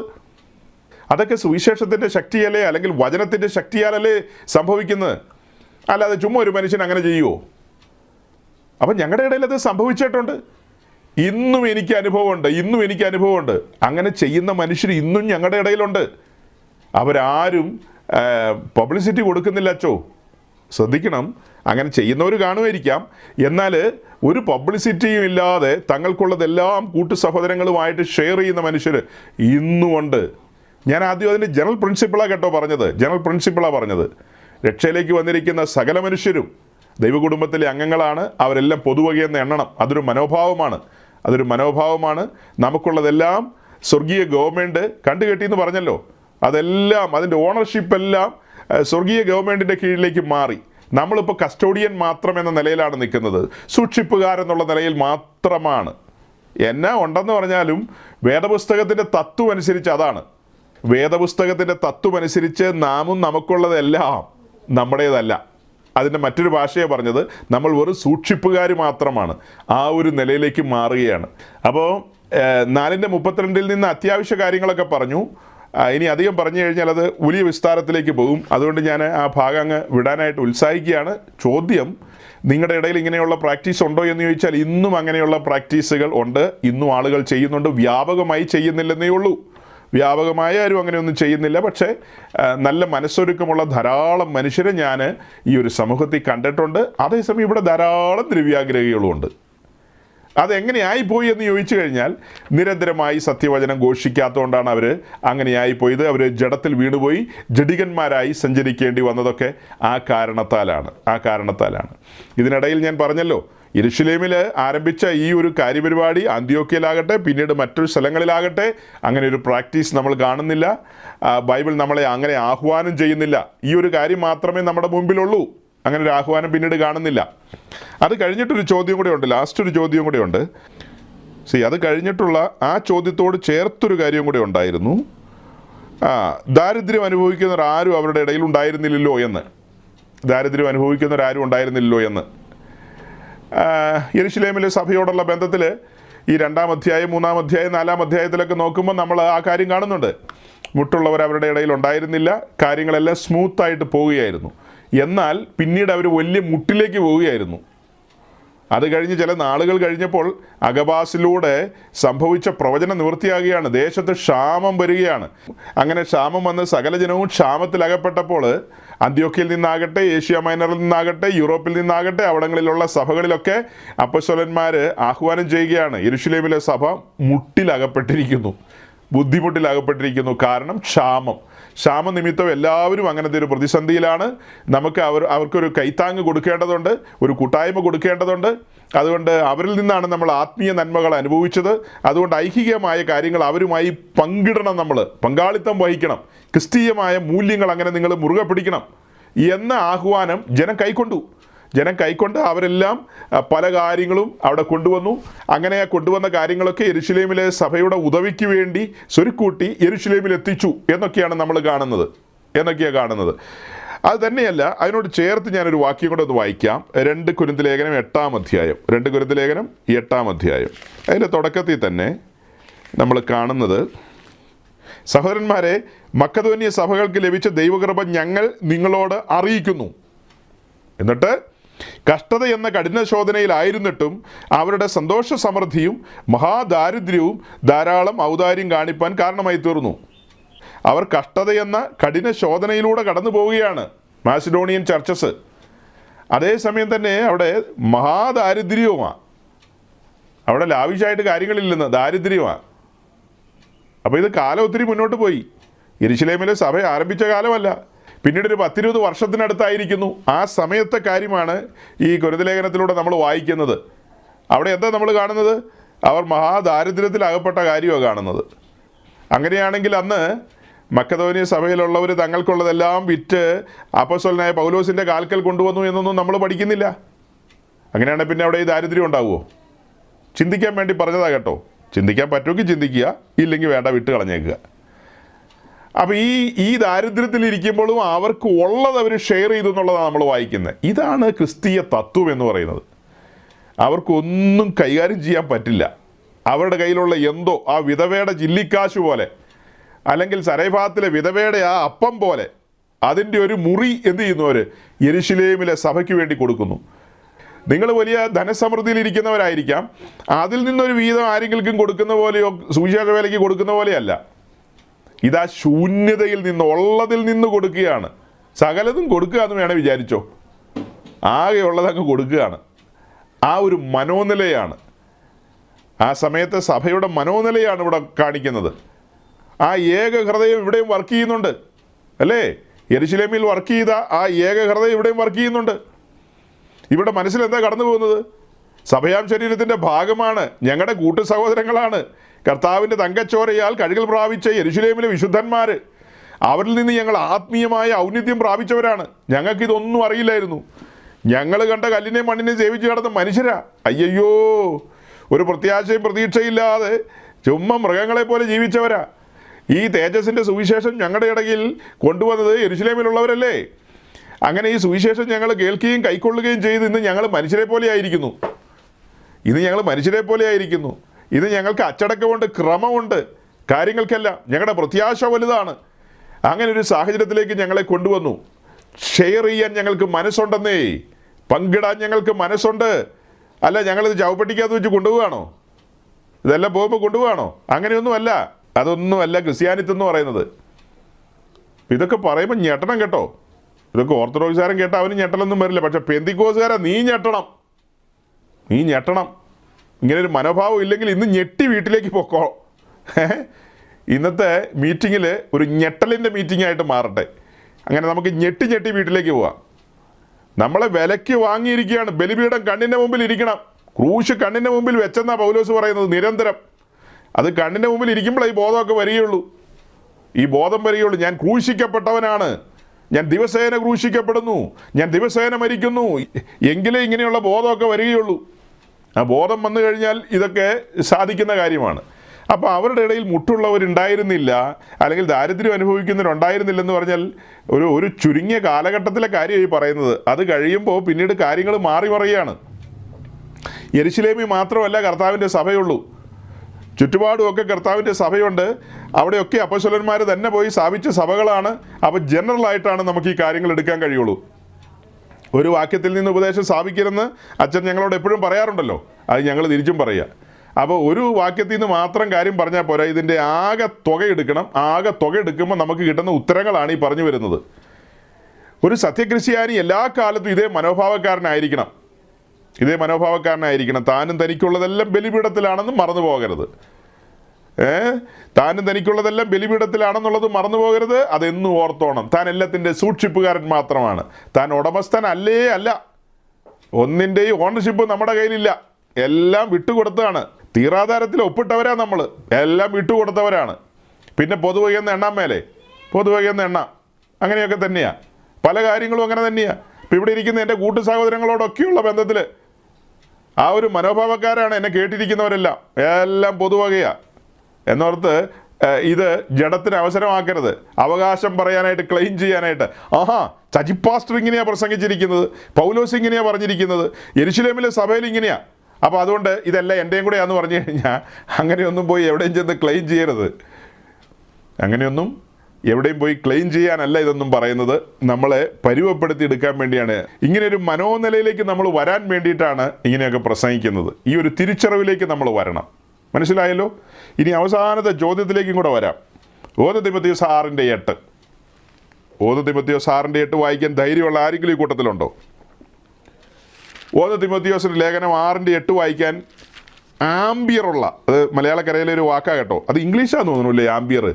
അതെ, അത് ഇംഗ്ലീഷാണ്. പക്ഷെ ഞാനത് മലയാളത്തിൽ പറയാണ്. അതിന് ആംബിയറുള്ള ആരെങ്കിലും ഇതിനകത്തുണ്ടെങ്കിൽ ഒന്ന് വായിച്ചേ. സിജോ, ഇറ്റലിയിൽ സിജോ ആണോ അത്? സിജോ ഇറ്റലിയിൽ വിപ്ലവം സൃഷ്ടിക്കാൻ പോവാണോ? തിരിച്ച് വീട്ടിൽ വരുമ്പോൾ കെട്ടിയോളി ചോദിക്കും, നിങ്ങൾ ആ പാസ്റ്റർ അങ്ങനെയുള്ള വിവരക്കേടൊക്കെ പറയും, അതിനൊപ്പം നിങ്ങൾ എന്തിനാ തുള്ളുന്നതെന്ന് ചോദിക്കും. അങ്ങേര് ചുമ്മാ ചാവേറായിട്ട് നടക്കുകയാണ് തിമോഥെയോസിൻ്റെ ലേഖനം എന്നൊക്കെ പറഞ്ഞ്. നിങ്ങളതിനൊപ്പം തുള്ളണമെന്ന് ചോദിക്കും. വായിക്കണമെങ്കിൽ വായിച്ചോ, ഞാൻ നിർബന്ധിക്കില്ല കേട്ടോ. അതെ, ഞാൻ നിർബന്ധിച്ചിട്ട് വായിക്കൊന്നും വേണ്ട. വായിക്കാനായിട്ട് അങ്ങ് പ്രേരണ വരുന്നുണ്ടേ വായിച്ചോ. 7-8 അങ്ങ് വായിച്ചോ. ഇഹലോകത്തിലേക്ക് നാം ഒന്നും കൊണ്ടുവന്നിട്ടില്ല, ഇവിടെ നിന്ന് യാതൊന്നും കൊണ്ടുപോകുവാൻ കഴിയുന്നതുമല്ല. ഉണ്മാനും ഉടുപ്പാനും ഉണ്ടെങ്കിൽ മതി എന്ന് നാം വിചാരിക്കാം. ധനികന്മാരാകുവാൻ ആഗ്രഹിക്കുന്നവർ പരീക്ഷയിലും കെണിയിലും കുടുങ്ങുകയും മനുഷ്യർ സംഹാരനാശങ്ങളിൽ മുങ്ങിപ്പോകുവാൻ ഇടവരുന്ന മൗഢ്യവും ദോഷകരവുമായ പല മോഹങ്ങൾക്കും ഇരയായി തീരുകയും ചെയ്യുന്നു. ഇതിപ്പോ സീമകളൊക്കെ ലംഘിച്ച് 9-ാം വാക്യത്തിലേക്ക് കയറി. 8 വരെ മതി. അച്ഛൻ നമ്മളോട് 8 ചോദിക്കുന്നത്, പിന്നെ എന്തിനാ 9 പറയുന്നേ? ഓക്കെ 9 പെന്തിക്കോസുകാർക്കുള്ളതാ. അച്ഛന് 8 വരെയാണ് നമ്മളോട് ചോദിച്ചത്. ഓക്കെ. അപ്പോൾ എന്തായാലും ഇന്നത്തെ മീറ്റിംഗ് കൊണ്ട് ഒരു ഉപകാരം ഉണ്ടായി. ഇറ്റലിയുടെ മണ്ണിൽ നിന്ന്, പോപ്പിൻ്റെ മണ്ണിൽ നിന്ന്, പോപ്പിൻ്റെ മൂക്കിൻ്റെ കീഴിൽ നിന്ന് ഒരു വിപ്ലവകാരിയെ രംഗത്ത് കൊണ്ടുവരാൻ പറ്റി. അപ്പോൾ സൗരങ്ങളെ ഞാൻ വേഗം അവസാനിപ്പിക്കും, ഇതോടെ ഉള്ളൂ. അപ്പോൾ അച്ഛൻ്റെ അവസാനത്തെ ചോദ്യം എന്ന് പറയുന്നത് 1 തിമോത്തിയോസ് 6-ാം അധ്യായത്തിൻ്റെ 8-ാം വാക്യത്തിൽ നിന്നാണ്. ഉണ്മാനും ഉടുക്കാനും ഉണ്ടെങ്കിൽ മതി എന്ന് വിചാരിക്കുക. അങ്ങനെ നിങ്ങൾക്ക് വിചാരിക്കാൻ പറ്റുമോ? ഈ വക കാര്യങ്ങൾ നിങ്ങളുടെ ഇടയിൽ നിന്ന് നടപ്പിലാക്കാൻ പറ്റുമോ, നടപ്പിലാകുമോ എന്നുള്ള ചോദ്യമാണ്. അതൊരു ദീനരോധനമായിട്ടാണ് എനിക്ക് തോന്നുന്നത്. അച്ഛൻ വേദവസം വായിച്ച സമയത്ത് അച്ഛനൊരു മനുഷ്യനാണ്, ദൈവഭയമുള്ളൊരു മനുഷ്യൻ തന്നെയാണ്. ന്യായമായിട്ട് ഒരിക്കലും അച്ഛന് തൻ്റെ സമൂഹത്തിൽ നിന്ന് കാണാൻ കഴിയാത്തൊരു കാര്യം ഒരു മനുഷ്യക്കുഞ്ഞിനെ പോലും അച്ഛൻ്റെ ഇതുവരത്തെ സഞ്ചാരത്തിൽ അങ്ങനെ കണ്ടിട്ടുണ്ടെന്ന് എനിക്ക് തോന്നുന്നില്ല. ഓർത്തഡോക്സ് സമൂഹത്തിൽ മരുന്നിന് പോലും ഒരുത്തിനെ പോലും കണ്ടു കാണില്ല. അപ്പോൾ എന്നോടുള്ള സ്നേഹനിമിത്തം അച്ഛൻ എന്നോട് ചോദിക്കുകയാണ്, ബ്രദർ, താങ്കളുടെ കൂട്ടായ്മയോടുള്ള ബന്ധത്തിൽ ഇത്തരം കാര്യങ്ങളൊക്കെ പ്രസംഗിക്കാൻ പറ്റുമോ, നടപ്പിലാക്കാൻ പറ്റുമോ, നടക്കുന്ന കാര്യമാണോ, നിങ്ങളുടെ ആൾക്കാർ ഇതൊക്കെ അംഗീകരിക്കുമോ എന്ന് എന്നോട് ചോദിക്കുക. അത് തികഞ്ഞ സ്നേഹത്തിലാണ് ആ ചോദ്യം. അതിന് ഞാൻ തികഞ്ഞ സ്നേഹത്തിലുള്ള മറുപടി പറയട്ടെ. നിശ്ചയമായും അങ്ങനെയുള്ള ആളുകൾ ഞങ്ങളുടെ ഇടയിലുണ്ട് അച്ഛാ, നിശ്ചയമായും ഞങ്ങളുടെ ഇടയിലുണ്ട്. ഉണ്മാനും ഉടുക്കാനും ഉണ്ടെങ്കിൽ മതിയെന്ന് വിചാരിക്കുക. ചില മാസങ്ങൾക്ക് മുമ്പ് ഈ വിഷയത്തെക്കുറിച്ച് ഞങ്ങൾ ദീർഘമായി പ്രസംഗിച്ചിരുന്നു. ഒരു 3-4 ആഴ്ച ഈ 6-8 എടുത്തു വെച്ച്, കുറിവാക്യമായി എടുത്തു വെച്ച് അങ്ങനെ പ്രസംഗിച്ചിരുന്നു. ആ പ്രസംഗമൊക്കെ യൂട്യൂബിൽ കിടപ്പുണ്ട്. അതിൽ വിസ്തരിച്ച് ഈ കാര്യങ്ങളൊക്കെ പറയുന്നുണ്ട്. അപ്പോൾ അത് കേട്ടിട്ട് ഒരു സരസൻ ഞങ്ങളോട് ഒരു ചോദ്യം ചോദിച്ചു, കമൻറ്റ് സെക്ഷനിലൂടെ ചോദിച്ചതാണ്. ഉണ്മാനും ഉടുക്കാനും ഉണ്ടെങ്കിൽ മതിയെന്ന് വിചാരിക്കുക എന്ന് പറഞ്ഞാൽ താങ്കൾക്ക് പിന്നെ വേറെ ഒന്നുമില്ലേന്ന്, വേറെ ഒന്നുമില്ലേന്ന്. മുഖത്തൊരു കണ്ണാടിയൊക്കെ ഇരിപ്പുണ്ടല്ലോ എന്ന്, മുഖത്തൊരു കണ്ണടയൊക്കെ ഇരിപ്പുണ്ടല്ലോ എന്ന്, അതൊന്നും വേണ്ടേന്ന്. അങ്ങനത്തെ കുറേ കുസൃതി ചോദ്യങ്ങൾ പുള്ളി ചോദിച്ചു. അതിനൊന്നും മറുപടി അർഹിക്കുന്നില്ലാത്തതുകൊണ്ട് കാര്യമായ മറുപടി കൊടുത്തില്ല. ഈ വാക്യത്തിൻ്റെ ഒരു ലളിതമായ മറുപടി എന്ന് പറയുന്നത്, ക്രിസ്ത്യാനിറ്റി എന്ന് പറയുന്നത് ഒരു സിമ്പിൾ ലൈഫാണ്. ക്രിസ്ത്യാനിത്വത്തിൻ്റെ മൂല്യങ്ങളും കാര്യങ്ങളും ഒക്കെ മനസ്സിലാക്കിക്കൊണ്ട് ലളിത ജീവിതം നയിക്കുക എന്നുള്ളതാണ് ഒരു ഭക്തനെ സംബന്ധിച്ച് എക്കാലവും അഭികാമ്യം. അവൻ ഈ ലോകത്തിലൊന്നും വെട്ടിപ്പിടിക്കാനായിട്ട് കഴിയില്ല. ആ വാക്യം വെച്ചുകൊണ്ട് മാത്രം പെട്ടെന്ന് 2 മിനിറ്റ് കൊണ്ട് പറയാവുന്ന കാര്യമല്ല. ഇതൊക്കെ വിസ്തരിക്കണമെങ്കിൽ ക്രൂശ് മുമ്പിൽ വെക്കണം. ക്രൂശിനെ മുന്നിൽ നിർത്തിക്കൊണ്ടല്ലാതെ ഇതൊന്നും പ്രസംഗിക്കാൻ പറ്റില്ലെന്നേ. ക്രൂശിനെ മുന്നിൽ നിർത്തിക്കൊണ്ട്, ഞാൻ അല്പം മുമ്പ് പറഞ്ഞില്ലേ, പാപത്തിൻ്റെ പടുകുഴിയിൽ മുങ്ങിക്കിടക്കുന്ന ആ കിടപ്പ് അവനെ കാണിക്കണം. അതവനെ കാണിച്ചിട്ട്, അല്ലെങ്കിൽ വേറൊരു കാര്യം കാണിക്കാൻ പറ്റും. പുറപ്പാട് ദിവസം 13-ാം അധ്യായത്തിലുണ്ട്. അവിടെ പോയി കഴിഞ്ഞാൽ വീണ്ടെടുപ്പിനോടുള്ള ബന്ധത്തിൽ, അഥവാ റിഡംഷനോടുള്ള ബന്ധത്തിൽ ഇസ്രായേലിൻ്റെ ആദിജാതന്മാരെയെല്ലാം ആടിനെ കൊടുത്ത് വീണ്ടെടുക്കണം. മൃഗങ്ങളുടെ ആകട്ടെ മനുഷ്യരുടെ ആകട്ടെ കടിഞ്ഞൂലുകളെയൊക്കെയും ആടിനെ കൊടുത്ത് വീണ്ടെടുക്കണം. എന്നാൽ കഴുതയുടെ കടിഞ്ഞൂലുകളെയൊന്നും ആരും ആടിനെ കൊടുത്ത് വീണ്ടെടുക്കാറുണ്ടായിരുന്നില്ല. ആ കാരണത്താൽ ഈ വീണ്ടെടുക്കാത്ത കടിഞ്ഞൂലുകളെയൊക്കെ അല്ലെങ്കിൽ ആദിജാതനെയൊക്കെയും കഴുത്തൊടിക്കേണ്ടതുണ്ട്. വീണ്ടെടുക്കുന്നില്ലേ കഴുത്തൊടിക്കണമെന്നുള്ളതാണ്. അപ്പോൾ അങ്ങനെ യഹൂദാ മലനാട്ടിൽ ധാരാളം കഴുതകൾ കഴുത്തൊടിക്കാൻ വേണ്ടിയിട്ട് ഇങ്ങനെ അലഞ്ഞു തിരിഞ്ഞ് നടപ്പുണ്ടായിരുന്നു, കഴുത്തൊടിക്കാൻ വേണ്ടിയിട്ട്. അപ്പോൾ അങ്ങനെ കഴുത്തൊടിക്കാനായിട്ട് വെച്ചിരിക്കുന്ന, അലഞ്ഞു തിരിഞ്ഞ് നടക്കുന്ന കഴുതകളുടെ സംഘമാണ് ഇന്ന് ഈ ക്രിസ്ത്യാനികൾ എന്ന് പറയുന്നത്. കഴുത്തൊടിക്കേണ്ടതായിരുന്നു. അങ്ങനെ കഴുത്തൊടിക്കാൻ വെച്ച കഴുതകൾക്ക് വേണ്ടി ആരും ആടിനെ കൊടുക്കില്ലെന്ന് നമ്മൾ സാമാന്യം മലയാളത്തിൽ പറഞ്ഞല്ലോ. എന്നാൽ കരുണാസമ്പന്നനായ ദൈവം തൻ്റെ മഹാസ്നേഹനിമിത്തം ദൈവകുഞ്ഞാടിനെ നമുക്ക് പകരക്കാരനായി ഏൽപ്പിച്ചു കൊടുത്തു, അറുക്കാൻ ഏൽപ്പിച്ചു കൊടുത്തു. അങ്ങനെ ഏൽപ്പിച്ചു കൊടുത്ത് കഴുത്തൊടിക്കാൻ വെച്ച നമ്മെ വീണ്ടെടുത്തു, അല്ലേ? ദൈവകുഞ്ഞാടിനെ വീണ്ടെടുപ്പിൻ വിലയായി നമുക്ക് പകരമായി കൊടുത്തുകൊണ്ട് കഴുത്തൊടിക്കാൻ വെച്ച നമ്മെ വീണ്ടെടുത്തു. ആ പിക്ചർ അവൻ്റെ മുമ്പിൽ കൊണ്ടുവരണം, ആ കാഴ്ചയൊക്കെ അവൻ്റെ മുമ്പിൽ കൊണ്ടുവരണം. അങ്ങനെ അവനെ കാര്യങ്ങളെ ധരിപ്പിക്കണം. പല കാര്യങ്ങളും ധരിപ്പിക്കാനുണ്ടല്ലോ, പിന്നെ പല കാര്യങ്ങളും ധരിപ്പിക്കാനുണ്ട്. അതെല്ലാം ധരിപ്പിച്ചു കഴിയുമ്പോൾ പാപത്തെക്കുറിച്ചും നീതിയെക്കുറിച്ചും ന്യായവിധിയെക്കുറിച്ചും ബോധ്യം വരുത്തുന്ന പരിശുദ്ധാത്മാവിൻ്റെ പ്രവർത്തനം ചലിക്കുമ്പോൾ നിശ്ചയമായും പറഞ്ഞു കളയും, ഉണ്മാനും ഉടുക്കാനും ഉണ്ടെങ്കിൽ മതിയെന്ന്. പിന്നെ പറയാതിരിക്കുമോ? നമ്മൾ പറഞ്ഞില്ലേ, ആ വയനാട്ടിലെ ചെളിയിൽ നിന്ന് പൊക്കിയെടുത്ത് അങ്ങനോട് ചോദിക്കുക, എന്തെല്ലാം വേണം ബ്രദർ എന്ന് ചോദിച്ചു കഴിഞ്ഞാൽ, എൻ്റെ പൊന്നെ, ജീവൻ തിരിച്ചു കിട്ടിയില്ലോ, അത് മതി, വേറെ ഒന്നും പറയാനില്ല. എനിക്ക് സംസാരിക്കാനില്ലെന്നാണ് പറയുന്നത്. എനിക്ക് ഒന്നും പറയാനില്ല. ഇല്ല, എന്തെങ്കിലും മൈക്കിങ്ങനെ നീട്ടുക, ഒന്നും പറയാനില്ല, വിട്ടുപൊക്കോ, ഗെറ്റ് ഔട്ട്. എന്താ പറയുന്നത്? ഞാൻ ആ ചേറ്റുകുഴിയിൽ അവസാനിച്ചു പോകേണ്ടതായിരുന്നു. കൃപയാൽ ഒരു ഉദ്ധാരണം ലഭിച്ചിരിക്കുകയാണ്.